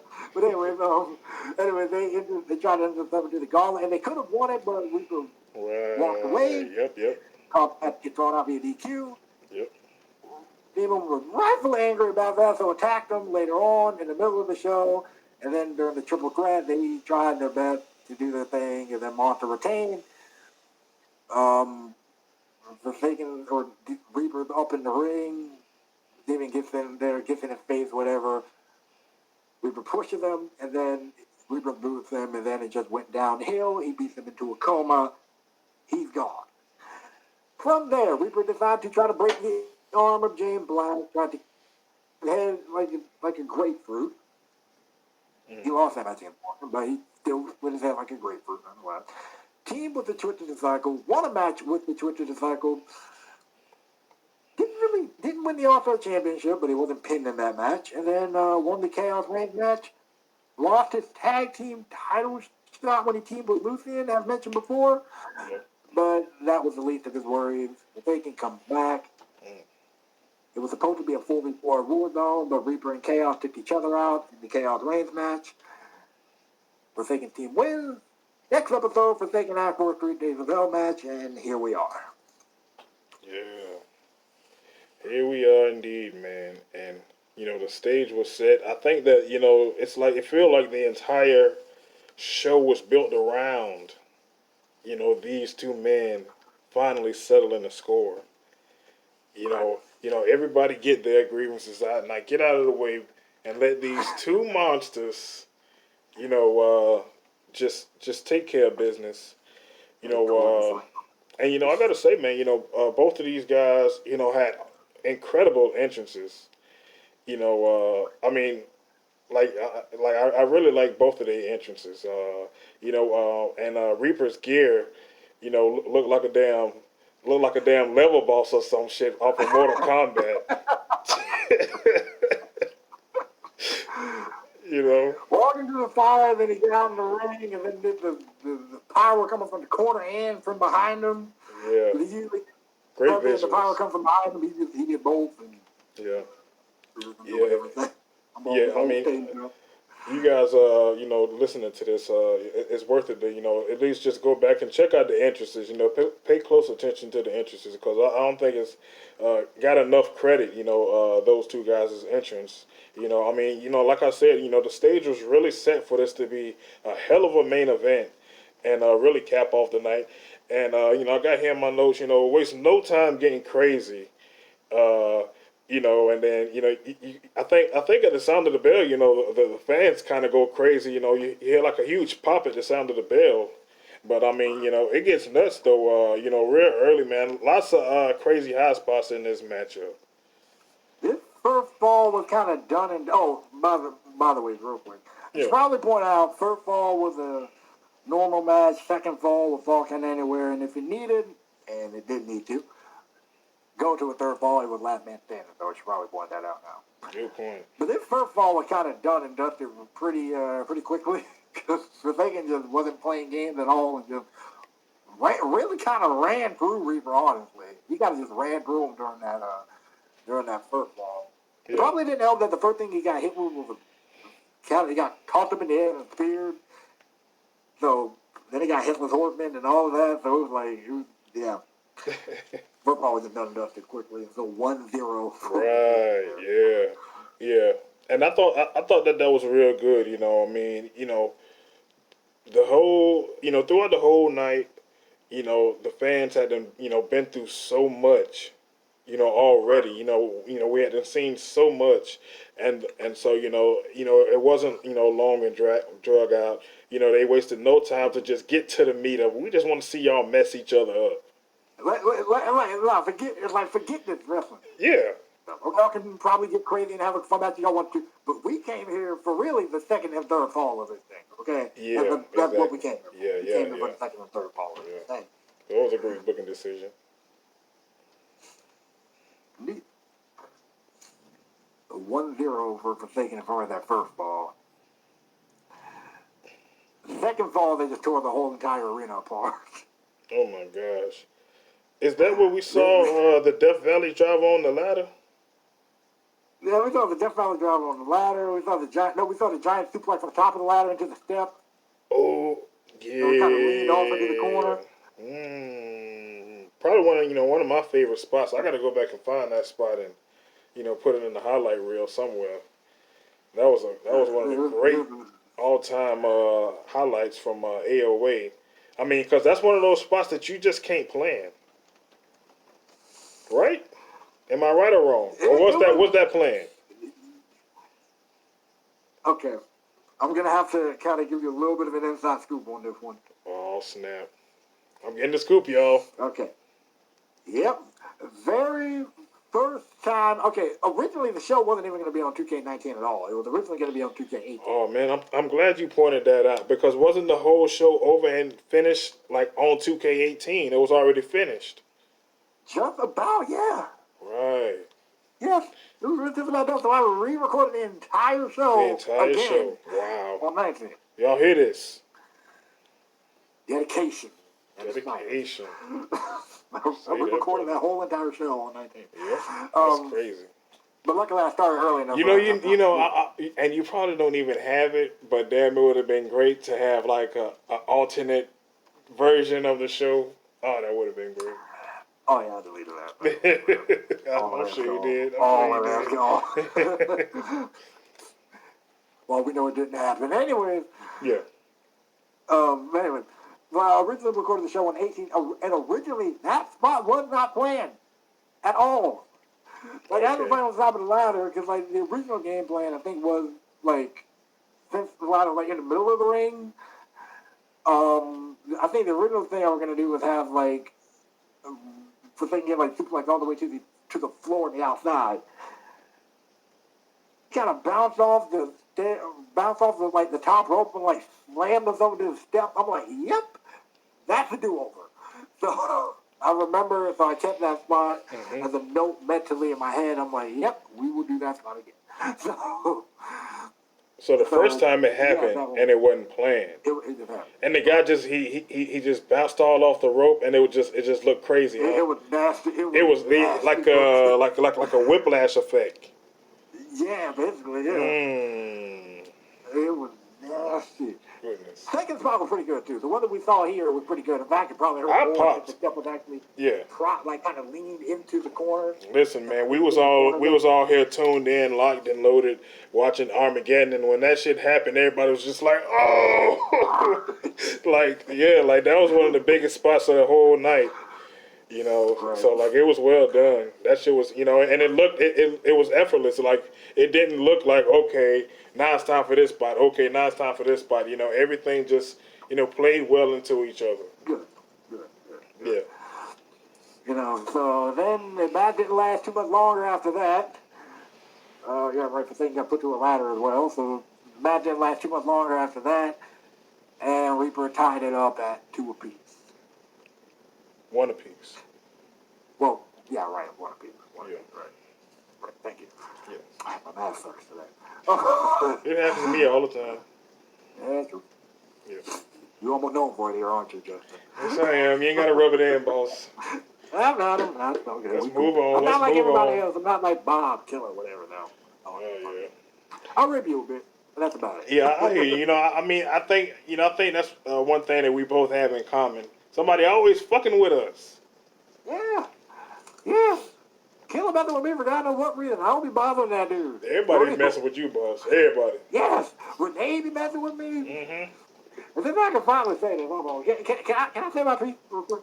Get it off your chest, boss. Renee, You do sound drunk. I'm sorry. Listen. I don't want to accuse people of doing things that they don't do. But the proof is in the pudding. If shoe fits, then it fits. Pot, meat, kettle. Who are you calling black now? Where are you from? Where are you from that you sound like that? That's all I'm trying to figure out here. That's all. And Killer, I'm still waiting on you. You ever want to go? You said you challenged me a while ago. Never really confirmed a date for it or nothing. So if you want to go again, by all means, let's go again. Anyway, sorry, I'm getting off my chest. I understand, boss. I understand. I mean, because it's very rare that you ever get a forum to be able to speak back at all these people, messing with you all the time. So I completely get it. And I usually don't do it on my platform because Because you're a commentator. You ain't there to get yourself over. You ain't like Bob. You know what I'm saying? Oh, he just want to get himself over. You there to get the match over and the stars over. Yes. Yeah, that's what I show. came to do. That's why J-Dog said I'm one of the best freelance announcers, dang it. I get jobs everywhere. He ain't lying. Shout out to J-Dog. You the man. Yeah, hopefully. I'm gonna fight sometime, but you the man. Hopefully, we can get him on this show real soon. That'd be lit. Oh yeah. Right. Okay. Now that up to one apiece now. I guess that's talking about the match. Fall number 3. This was an interesting one, to say the least. Wait a minute. I don't know. I don't know. I just got it right here in my notes. It's one part in there where Forsaken bust his ass. And you did a good job of covering it up. You ain't say nothing about it. You was just like, oh, my bad. Okay. You was just like, Yeah. I think it's at 3:12:33. Ran and tripped. You know what I'm talking about over there in the corner? He bust his shit. He ran, tripped on the stuff, and went like neck first into the rope. I'm like, oh, Lord. Yeah, that's Botchamania material. Gosh. That's Botchamania material. Like you can just loop that over and over. Everybody was kind of ripping him when he got in the back about that. Everybody was kind of ripping him when he got in the back about that. Apparently some people pulled this prank on him where they put someone had like this trash in or whatever, they kind of like drew step lines over it. Drew step lines over it. And then looked at him like, you're not going to run into it or nothing? He just kind of looked at them like, okay, you got to go. And they just walked around and just kept moving. That's a nasty rib. You can't do dangerous stuff like that in the ring, man. This is dangerous. Yeah. Unbelievable. But I had to point that out because I laughed my ass off. I had to even rewind it. Like, wait, did I just see that? Did that just happen? Yeah, he bust his shit. 3:12:33, ladies and gentlemen. If you want to know what I'm talking about. And apparently Reaper was even trying not to laugh at that too. It's serious. This is a man of man. And Reaper's sitting there probably, I think from all accounts, Reaper was sitting there, he was trying, he was telling people, he was like, bro, I was trying not to laugh. Well, the cameraman the cameraman did a good job at, shooting from a distance. But you couldn't shoot around him busting his ass. That was almost as classic as Titus O'Neil. The big slip and slide. But yeah, man. Then we got into the third fall, and the drama continued, and to me, this would have been, and this is just my opinion, this would have been the perfect coup de grace if it was like maybe shaved off about 10 minutes. I think that the last fall just went on a little bit too long. I agree. I definitely agree. It would have been perfect. Like this would have been like a 5-star, Terry Funk brawl. But that's that all last it was. Fall dragged down. And it's kind of hard. It's kind of hard. It's not really nobody's fault because how in the hell do you work a last man standing match? As a third fall. And we know where these two been getting up from, too. You know what I mean? Yeah. Like, we know what these two have been getting up from. Yeah, exactly. So it's like, how do you do this in a way? Yeah. to make both guys did not look like they went down. You know what though, boss? So, Here's an idea though, and I don't know if this would legit work, but it's an option in the game where you can go in and when you press triangle, you know where you go and you press like what stadium you want to be in. When you press the options and you can choose the option of like having a certain amount of energy. So in that case, the guys could start the match out with a very low amount of energy. Right, you know what I mean? Yeah. And then I saw that and I'm like, okay, I really should have used that there. Yeah. That's a helpful tool moving forward because that's so helpful. Like if you want to, like say a match, maybe you had to cut a match in the middle of a match and you don't want to get rid of all that because there's so much good shit, but you want to continue it because you don't like the finish. You know, you use the highlight reel to cut the last few moments of the match, and then you use that, you know, sort of as a transition into whatever the next thing is. You just pick up where you left off. Right. And there you go. Right. And so yeah, I agree. Even like watching the back, I'm like, how long does this match go? I'm sitting there watching the back in the premiere, and I'm like, yeah. Okay, how long does this thing go? Goodness gracious alive! Yeah, like, it's cringy. Yeah, it's like, oh shit. Could have been shaved off. Oh shit, go home, go home, go home. Beat the traffic jams have already started. Like, go home. Oh man, don't tell me it was people starting to walk out and leave. Like, man. Some people in the upper part, yeah, but like there's a lot of people that turn around, but like some people in the upper part. The great production team shot around it. You know, it was a lit stadium. Hey, man, you know, it was a long show. You know, the people, like I said, man, it was a whole lot that happened before this match, period. You know what I mean? You know, so much had already happened. It's a big, heavy 3-hour show. Whew, that's heavy, man. They were all the great for time, too.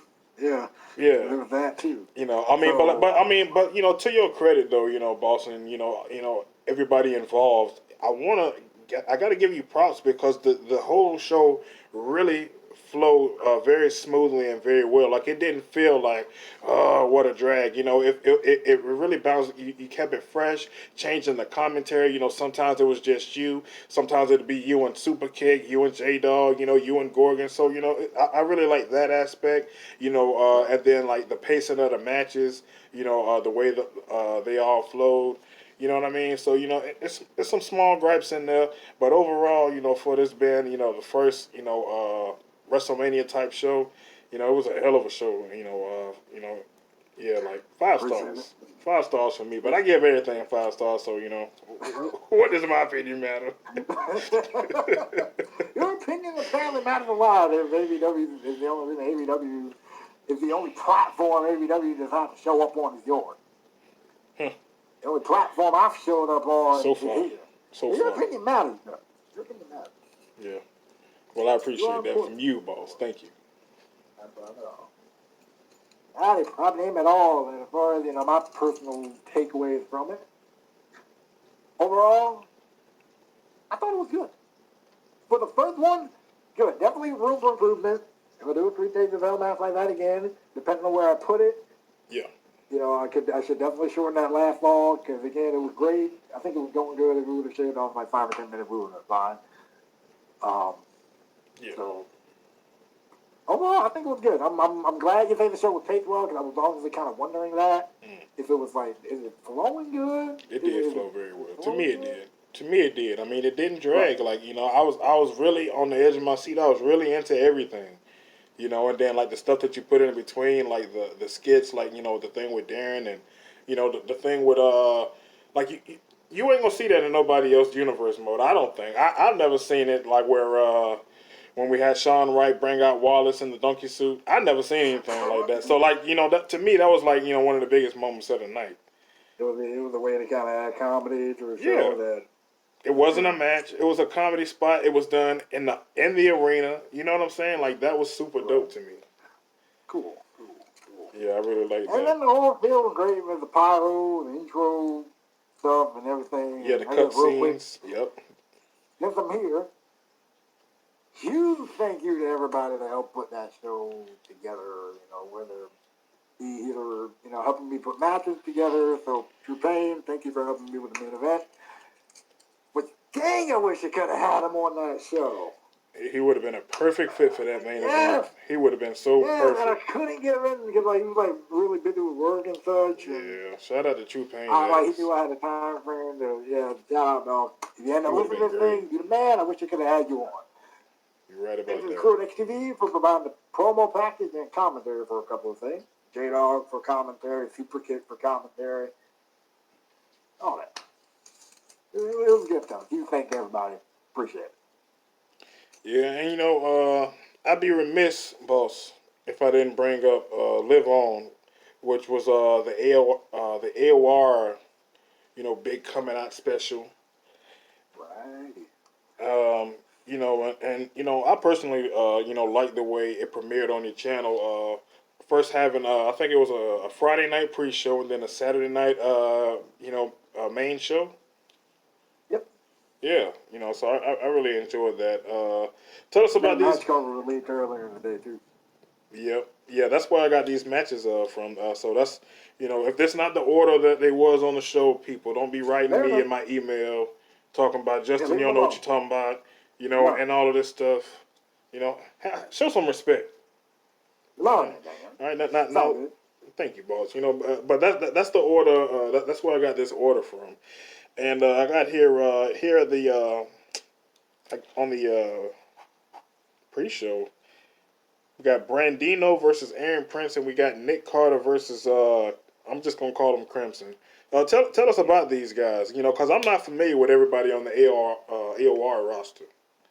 All four of those guys were brand new. Okay, got you. All four. Okay. And the original plan was to kind of do like a little vignettes with each of them. Mhm. But then time was kind of running slim on that. So that's why we only had Brandino in one, and then we had Right. Aaron in a match, and we had Nick in a match. I did see Brandino do a promo. I had heard a little bit about him, Yep. and then I heard his name, because word gets around in the community, in the community. Mm-hmm. Yeah. Yeah, we got him. We came in and did a thing, and pretty good for like the first promo. Hey, pretty good. That was good. That was good stuff right there. Yeah, you definitely feel we were himself. right. We were really gonna have a promo with everyone, but we just couldn't get to it. So that part didn't go over well as well as I hoped. But yeah, but I think overall it worked out. Okay. And then, so yeah, I mean, I'm just gonna go ahead and say that, the pre-show was effective, in the sense that, it definitely got me hyped for the main show because, when Saturday night rolled around, I was already, Let's go down. yeah, man, I was already, at ringside, let's get it, but here, according to the lineup here, we got Aaron Weaver versus Evan West. Was this the final of the best of 7 series? That's a 5, but yeah. Oh, best of 5. That's right. It was best of 5. Yeah, these guys they really took their time with it. Like they didn't really fight every single week, right? Nope. Sometimes they would have a different opponent. Right. Yeah. Kind of mix it up, keep the two away from each other for a bit. Yep. But overall, these two killed it. Man. Yeah. They started the first episode of AOR in the match, they tore it up, and then of course, how fitting, they started the first ever AOR pay-per-view and tore it up. Then Evan finally got the win. The spots, good action. Oh yeah. Started experimenting with camera cuts for the first time around that time too. So good stuff. Yeah. I forgot all about that. And that was some real unique stuff. Was that you said that's the first time you tried stuff like that? Very first time, yes. Yeah. Well, it was good. It definitely had a good feel for the show. I think at the time I was thinking to myself that maybe this could be something moving forward that makes AOR look that much different from AOA. Like the camera cuts, the way you shoot it. Because the presentation always makes a difference. Right. So that's just, I mean, I see you doing it. And, I see a lot of guys doing that. And the fact that you got a couple of different shows out there already. It's just another little small fine detail to make it seem a little bit different. Up next on the card, Millennium Riders versus the Cabal. You skipped over one. Oh, what I missed? Gloria versus Kimiko with Nick. Yeah, that's what I'm saying. Like, yeah, I ain't going in the order of the card. I'm just going in the order of the presentation of the match card that you put on the on your channel. Oh, okay, makes sense. Yeah, makes sense. yeah. So, but I mean, we can go to that though. I mean, if since that was the next cool. match. I didn't know what you were doing. I forgot you were doing that. So my mistake. That was on me. Okay. That's fine. We can do it like that. That probably definitely one of the best matches of the night. Definitely probably one of the best tag matches. Period. Yep. Since AOR started. Yep. And probably I would even put this match over some of the AOA tag matches on that too. Like that's how good I think this match was. It was phenomenal. It was just absolutely phenomenal. So many high spots. It was crazy and it didn't feel like a spot. It just awful. Those Millennium Riders. I think we got two made teams right here, man. I mean, when I first saw AOR, I noticed the Cabal. It took me a while to, take to the Millennium Riders. Personally, I just not started to get into, their stuff. Like I said, I'm just not starting to become, affiliated with a lot of the AOR talent. And, yeah, man. Yeah, both of these two, man, you're right. That probably is the match of the night. It probably is the best match. Right. This is a huge breakout moment for both teams. Oh, yeah. And everything. And it was just going. Both teams are they're homemade at this point. They're officially homemade or homegrown. They're not homegrown. What's the word I want to use? They're made. They're made stars after this. You know what I mean? Oh, yeah. Yeah, they're the star-making performance. Yeah, they are. And hopefully the crowd don't keep booing them every time they have a match now. Well, don't count on it. As long as you're going in those smaller arenas, those people ain't got no kind of respect. None. I don't know why, man. I don't know what it is about them. I don't believe it. But yeah, man, let's talk about Chemical versus Gloria Bass. This is, Chemical's, big night out, big, comeback. And, over here, in XTV, it's a lot of people that's a huge fan of Kimiko. Even guys on the west side, they was like, yo, we should get her. She could fight up against Rouge Anjali. I'm like, yeah, man, we tried, but, that's going to be a no-go.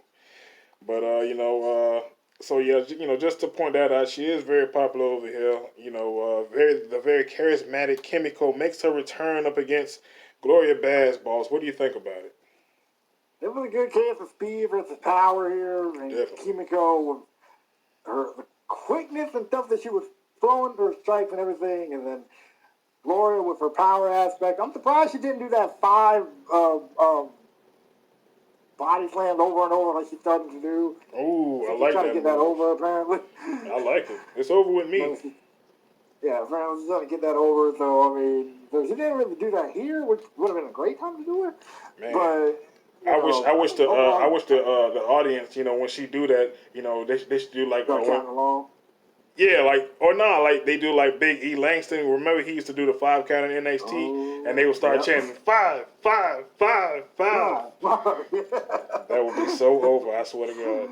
But yeah, so I mean, it could be that. I mean, trying to get that over. But overall, Kimiko winning her return, looking pretty good. And Gloria doesn't really hurt her too much. Taking a loss here. No. I mean, when you're a woman that size, listen, the locker room knows to respect you. Right. So yeah, it ain't gonna be no problems. But yeah, man, great showing for Kimiko, man. Glad to have her back. And anytime XTV tries to get acquire a star outside and it don't work out, it's kind of cool because you know what? At least we get to still see them on your show. Oh my God, man. Gotta keep bringing people in there. Yep. Moving on, up next, according to the card, the world title match, JB versus RJ Iron Man match. Listen, let's just cut to the chase. All right, let's just get to the bottom of it. I love the damn finish. Great call at the end because she was right. You know, these guys, they went at it. Listen, this is what happened. All right, at the end of the matchup, you know, RJ had JB beaten, and all he had to do was just pin him. You know, but what does he want to do? He feels so confident. He got plenty of time left on the clock. He like, oh no, I'm gonna beat you down. I'm gonna show and prove that I'm the man here in AOR. And that came back to bite him in the butt, you know, because he couldn't do it in time. The time ran out, and so all they had to do was just yeah. What's my girl name? Christina Miller yeah. Okay. gets on the stick. She says, "Nah." See, y'all think that it's gonna be a sudden death, but guess what? This AOR, as my girl Carmen say, AOR. All right, and it ain't gonna go down like that up in here, So since RJ, since you want to come out here and you know, beat up on people and think that you just got all the time in the world, well, guess what? Since you ain't take advantage of your time, and still your AOR World Heavyweight Champion, JB. Let me tell you what makes it worse. Now, you're correct on everything you just said. But you want to tell you what makes it worse? What's that? RJ, all he had to do was hold on for 10 seconds because he was up by one. He was up by one up until the last 10 seconds. JB locked, like put him through that mount table, drew him back in, and then locked in the submission. Mm-hmm. All RJ had to do was hold on. That was it. He would have been fine. He would have been home free, new world champion, but he got that. And wasted his time earlier on, which really didn't help him. Both of them did, actually. Yeah, I mean, you know, look, man, you know, and I kind of expect that from those two young guys, full of, you know, piss and vinegar, you know, pardon the term, you know. But I mean, that's what it is, you know, and that's what it is when you get guys like that, you know. And JB, you know, he's the AOR champion, you know, the first AOR champion that has ever been, and is still the AOR champion. You know. So when a guy's living like that, making that fast money, you know, he's feeling himself, and you really can't tell him nothing. And so they go out there, they pull out those flippity ass moves, you know, impressing the crowd. And that's the type of stuff that they do, and that's what you get, man. I mean, you know, us as fans, we're entertained by it, but you know, in the long run, you know, will that mentality, you know, keep that belt around your waist or keep you in top contention? You know what I mean? You gotta learn. You gotta learn. Right. And I guess, just since you've been, I guess, more of a kind of a ring veteran yourself, and you train some of the young people over there on NXT. No, I just train them on the microphone. I don't train them in the ring. I ain't about shit in the ring. Yeah. Okay. I thought you dealt with the ring. Oh hell no. I give them points. I can tell them how to talk some shit though. I can tell them that. Well, they'll think you better. Talk about their mama. Talk about his mama. Really piss him off. Put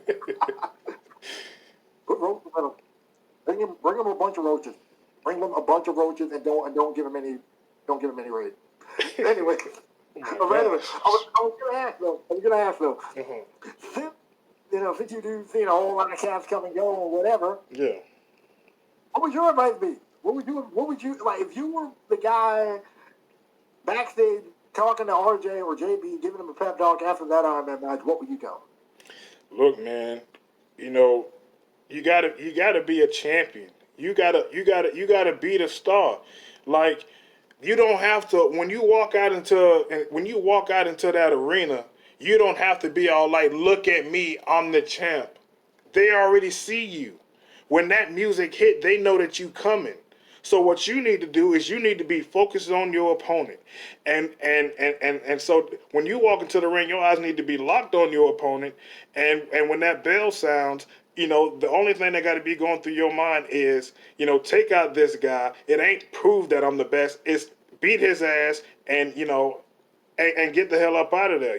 All these kids nowadays. You see them out there, boss Ricochet, and all of them, man. Doing all this flippity flying stuff. Man, look, man, grab a hole and knee a guy in the nose and break his ass down, put him in a sleeper hole, finish the match, keep your championship, go home with your family and be done with it. But no, everybody want to bounce around off the ropes, damn near hurting themselves. You see Sasha Banks damn near bust her face open when she tried to do that damn dive through the ropes. Every damn dive she do off the top rope scared the hell out of me.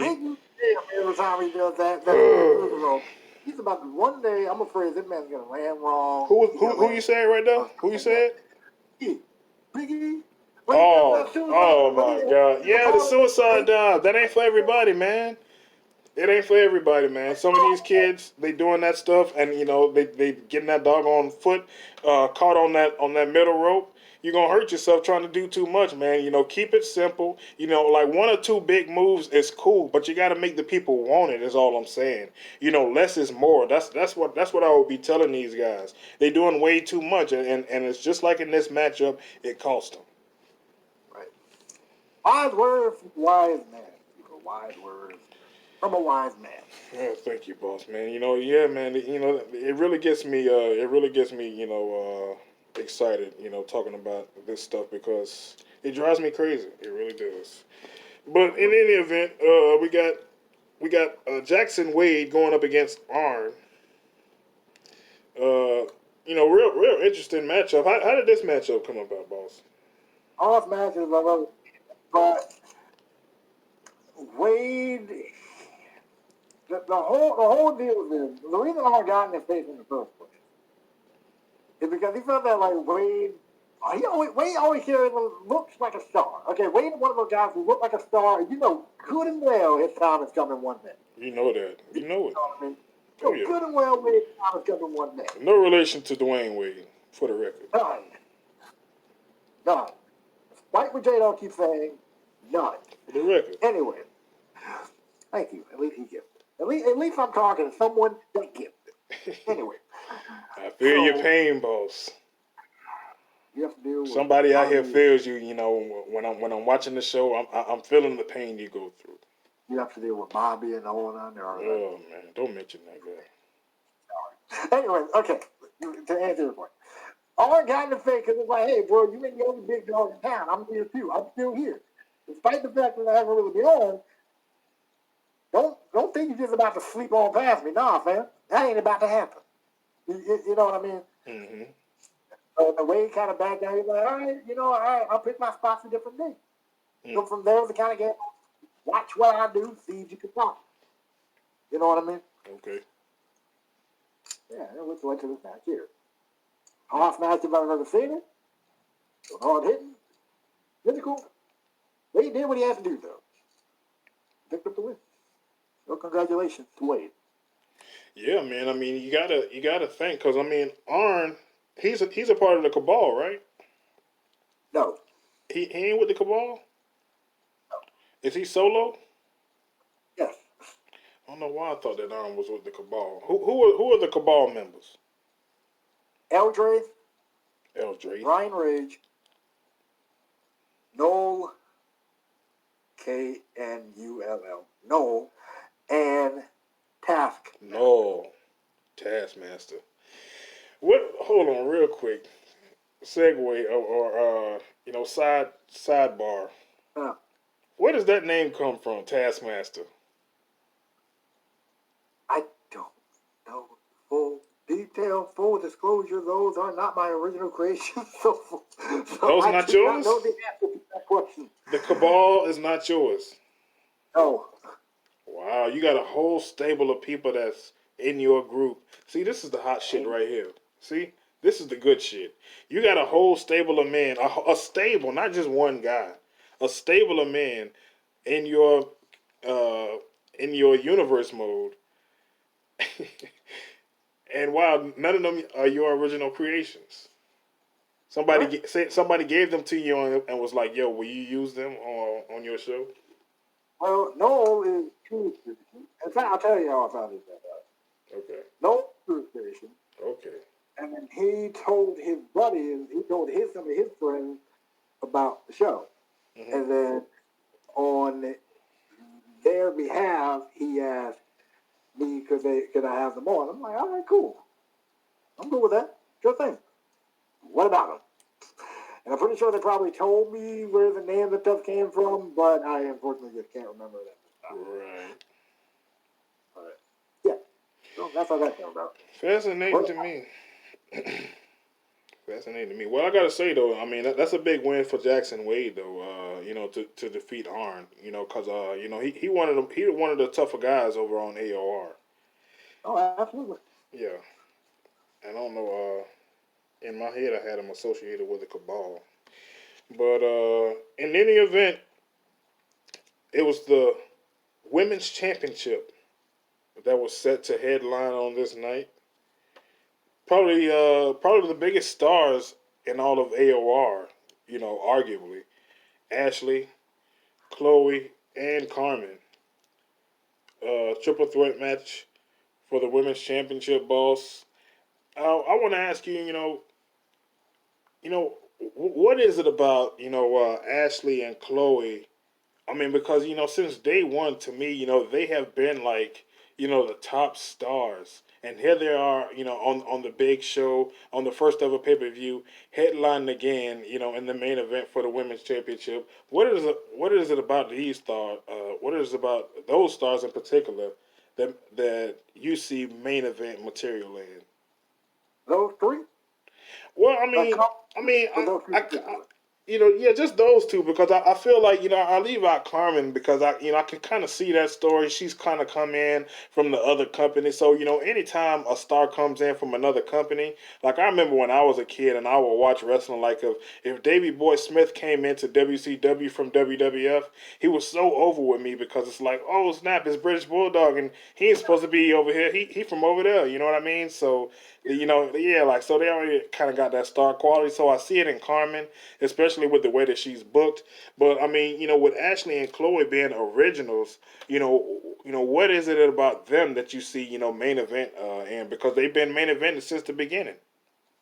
True. They've been main event since the beginning. I think they pair with each other well. To me that's a perfect example of two people that pair with each other well. And since Ashley was the first ever AOR women's champion in the first place, and then Chloe was the runner-up, and I think Ashley won by escaping the cage, so that's where kind of Chloe had her gripe with things, and then so that's why she was kind of headhunting Ashley ever since then. And then like every time they've been in the ring, they always pull out something great. You know what I mean? No, I'm not arguing with that. I think again, it's the case that they match up well together, and they've been at the top of their game since stepping in. You know what I mean? Yeah. So why not? I think they earned this spot. Yeah. I mean, it just seems that they've always been positioned as being those guys, and not necessarily JB, the world champion, right? In my opinion, and I don't know the feedback that you've gotten, from others, but from from my standpoint, JB is just now getting on the map, as okay, look, this is our world champion, and this is what he's about. And listen, we're a year in, you know what I mean? Yeah. And so, like, I understand that with this being a brand new show, a brand new brand, it's kind of it's going to take a while to kind of get it off the floor and get people get the audience associated with who everybody is. But I think that first and foremost, the audience should know who the world champion is, who the women's champion is, your mid card champion and the tag team champions. I think that those people must be established, and of course whoever the antagonists are, those main characters need to be established. But just from my point of view, when I watch AOR, the ones who were definitely established, the names that stick out in my mind were definitely Chloe and Ashley, and here we see them again in this main event, delivering with our girl Carmen. Yeah, I didn't think the women's division would. Honestly, I didn't think the women's division would click how it did, and I think part of the reason that they probably clicked how they did, because at the time AOA didn't have a women's division. Yeah. That's probably why they clicked. Yeah. And, connected with it so quickly because at the time the AOA side didn't have a women's division when that women's division was doing its thing.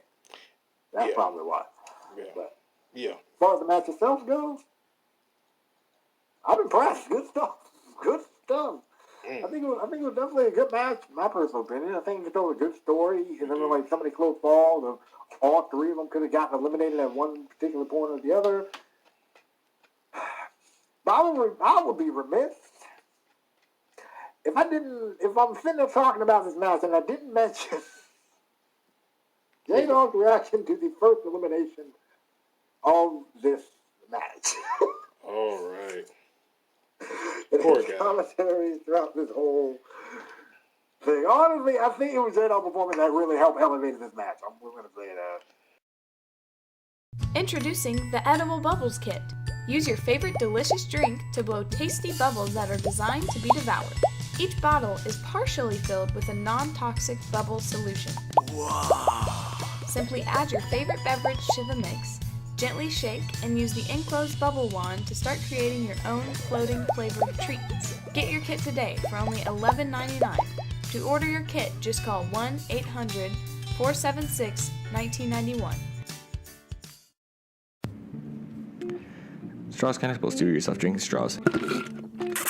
Order at bat19.com. With Straws Connectables do-it-yourself straw set, you can create dizzying contraptions of slipping or slurping your favorite drinks. Each set includes 20 flexible rubbery connectors and 24 straight plastic pieces. 99 cents flat rate shipping. Free shipping over $125. That is again at bat19.com. Order at bat19.com.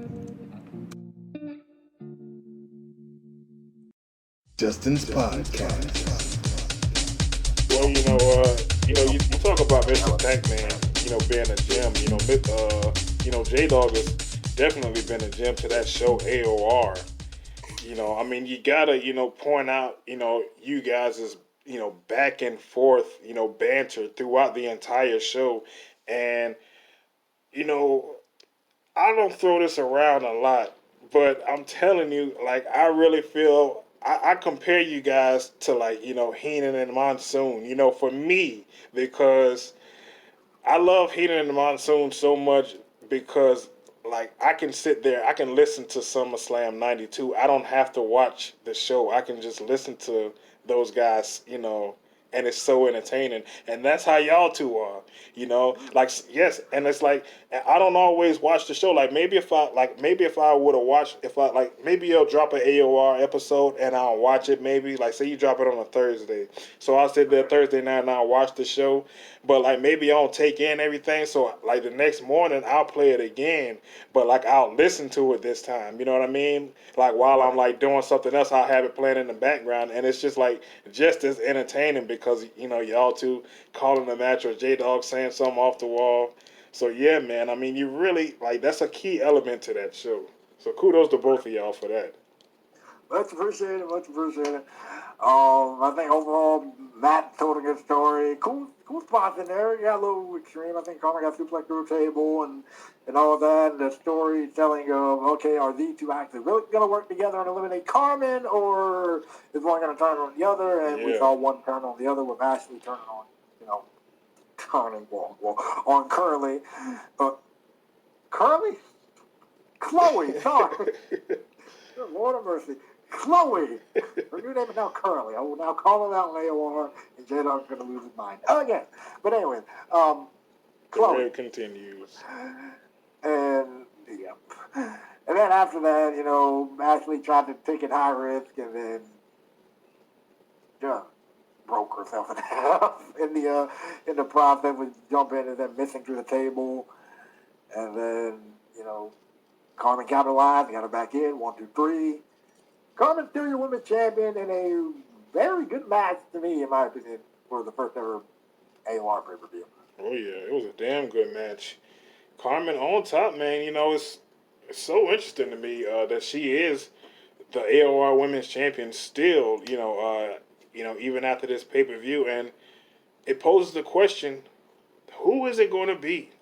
to take out Carmen. You know, she's the big bad wolf in town. It's crazy how she's been used. And listen, you know, what I love I was about just it. about to ask you a question about that, honestly.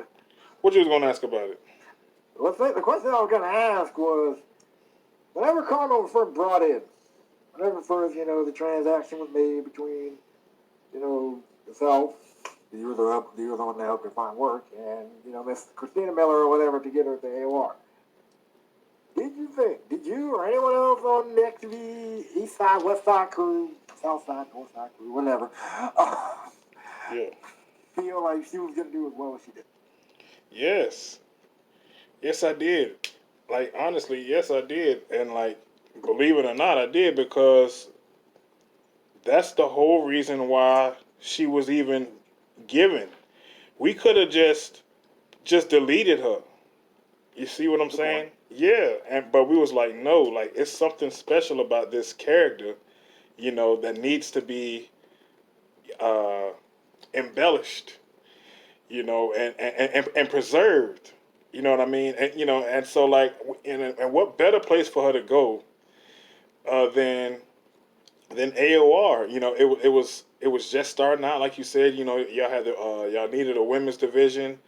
You know, and so yeah, you know, I think that you know, Christina got in contact with our people. She was looking for women, you know, as she would be, you know, when she's starting out a company. And yeah, Carmen was available. You know, we didn't have work for her over here in XTV, and you know, it was a match made in heaven. You know, so like, you know, it just you see how it just kind of organically worked. Like, you know, AOR needed somebody, and we needed, you know, like she needed work. You know, so she needed something to do. We didn't have nothing for her. But if she had not, you know, like if the cards had not been dealt the way it was over here in XTV, and we didn't have so many damn females, Carmen would have been a big dominant beast the way she is in AOR. Like, I promise you, like, that's how she would be booked. You know, she would have been a top star like she is over there. And so, like, that's why I say yes. I think she would have. You know, I see her, you know, being a star. And it's like, of course, you know, she's over there. You know, she's got your vision. You know, like, you see the dominant beast she is. You know what I mean? Yeah. And so clearly, you know, she's still running things over there as the champion. I'm wondering, you know, who's going to be able to, you know, match up against Carmen. Is it going to be Gloria Bass? You know, is it going to be somebody new? Is it going to be Kimiko? Is Kimiko going to come get her revenge? I don't know. What? I guess on that wait and see basis. Yeah, that's where we at, pretty much with that. Yeah, I guess since we're kind of at the end of the show, the other thing that was going on throughout the show that we didn't really mention is the AOA cameos. Little AOA cameos printed in throughout the show, with Carolyn showing up, Darren showing up,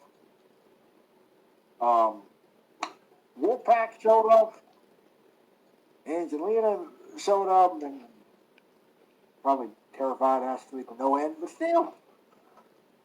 Oh, and VIV showed up too. Oh, we had it. Oh, yeah. Well, I mean, it's a big show, man. You know, all the stars, you know, got to come out. You know, and Darren, you know, got to make his presence known. You know, and talk his trash. Yeah. But yeah, man. Before we get up out of here, though, boss, I want to know. You know, I mean, we got all this, you know, behind us. Finally, it must be a load off you. I mean, yeah, man. Go ahead, take that sigh of relief. Y'all heard it. Y'all heard it. That was a breath of relief of months and months of hard work. You deserve it, man. You know, I hope you enjoy your summer, boss, man. But you know, as far as you know, the future of AOA, you know, I know you're always thinking about it, even though you're taking this time off. You know, what you got in mind? I mean, are we going into a new direction? I mean, you see the things that's happening in NXTV. I mean, you know, things all over the place. They got new management over there. Right. So I mean, you know, I mean that must shake up things for AOA naturally. I would think. I mean, because you know, you guys work in conjunction.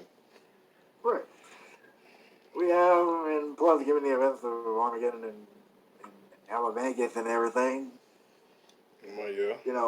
it definitely does take up something. So for one, we have a new logo. Mm. We have a whole brand new logo. We're gonna get a new arena as well.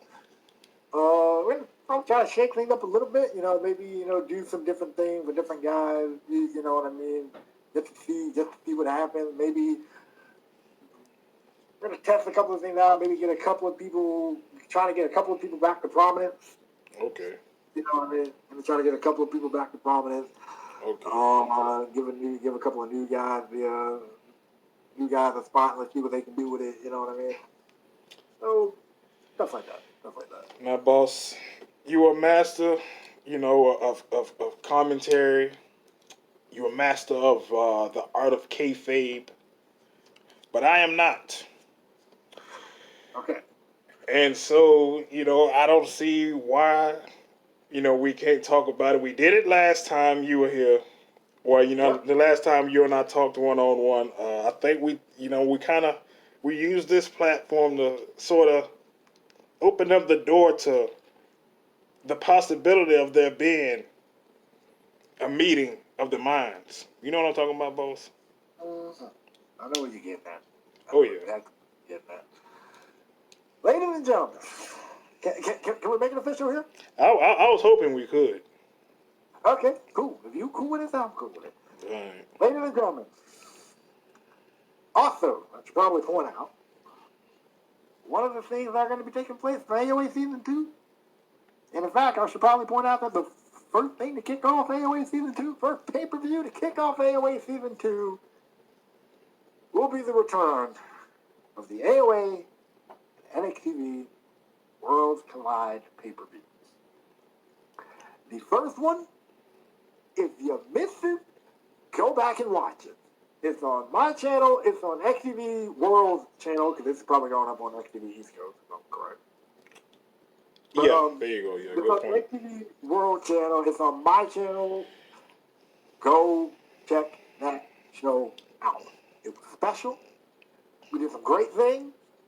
Stuff went right. Mm. And we're going to do it again. Mm. And going forward, we don't want it to just be us. Going forward, we're not gonna spoil anything here. We've already been in talk, outside of it. We already been in talk. We already got some ideas circulating. So we're not gonna spoil anything for this show. Stay tuned to both shows and watch for that. But in the future, we don't want it to just be us. Nope. That's all we're gonna say, and we'll explain more on that whenever the time comes. But yeah, I think it's very important that people who are into it tune in closely to both shows, and not just during Worlds Collide season, because correct me if I'm wrong, boss. In subtle ways, it seems like both shows still affect each other. I mean, look, we got Jay Morgan involved, with one of our stars. Carolyn Amber. You see what I'm saying? right. So yeah, I mean, even though this Worlds Collide thing hasn't been, discussed, throughout, and like I think even Kevon has made a couple appearances, over on AOA. Mm-hmm. That match against Darren, and then within the corner of Jay Morgan down from out. Be that friend for mutual support. All right, so yeah, man, I'll just leave it at that. I'll just leave it at that.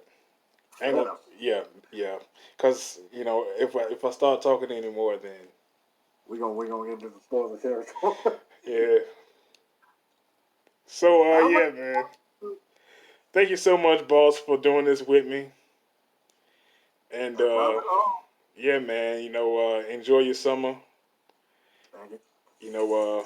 You definitely earned it. Where can the people find you? I remember the last time you ain't wanting them to be following you like that. You had a personal page, but I think you got a Twitter page out there? Yes, I do. Okay, you want to give them your Twitter handle? It's JNW. Oh, I'm pulling myself. Look up JNW Boss 98 on Twitter. You should be able to find me on Twitter. At JNW Boss 98. If that's what it really is, then I'll just put it in the outro of this. You know, the real handle. This man don't know his own handle, but that's okay. Don't judge him. Don't judge him. I don't use it like that. It's okay, boss. It's okay. Yeah, JNW.98 on Twitter. Okay. It is. Yeah, man. So follow JNW Boss. He is a fun follow. You know, anytime you come up in my feed, always giving a introspective take on something. In the world of community creating or pro wrestling in general. So very interesting guy with very interesting opinion, and always fun to talk to you here, boss. Thanks again for doing the show. Thank you for having me.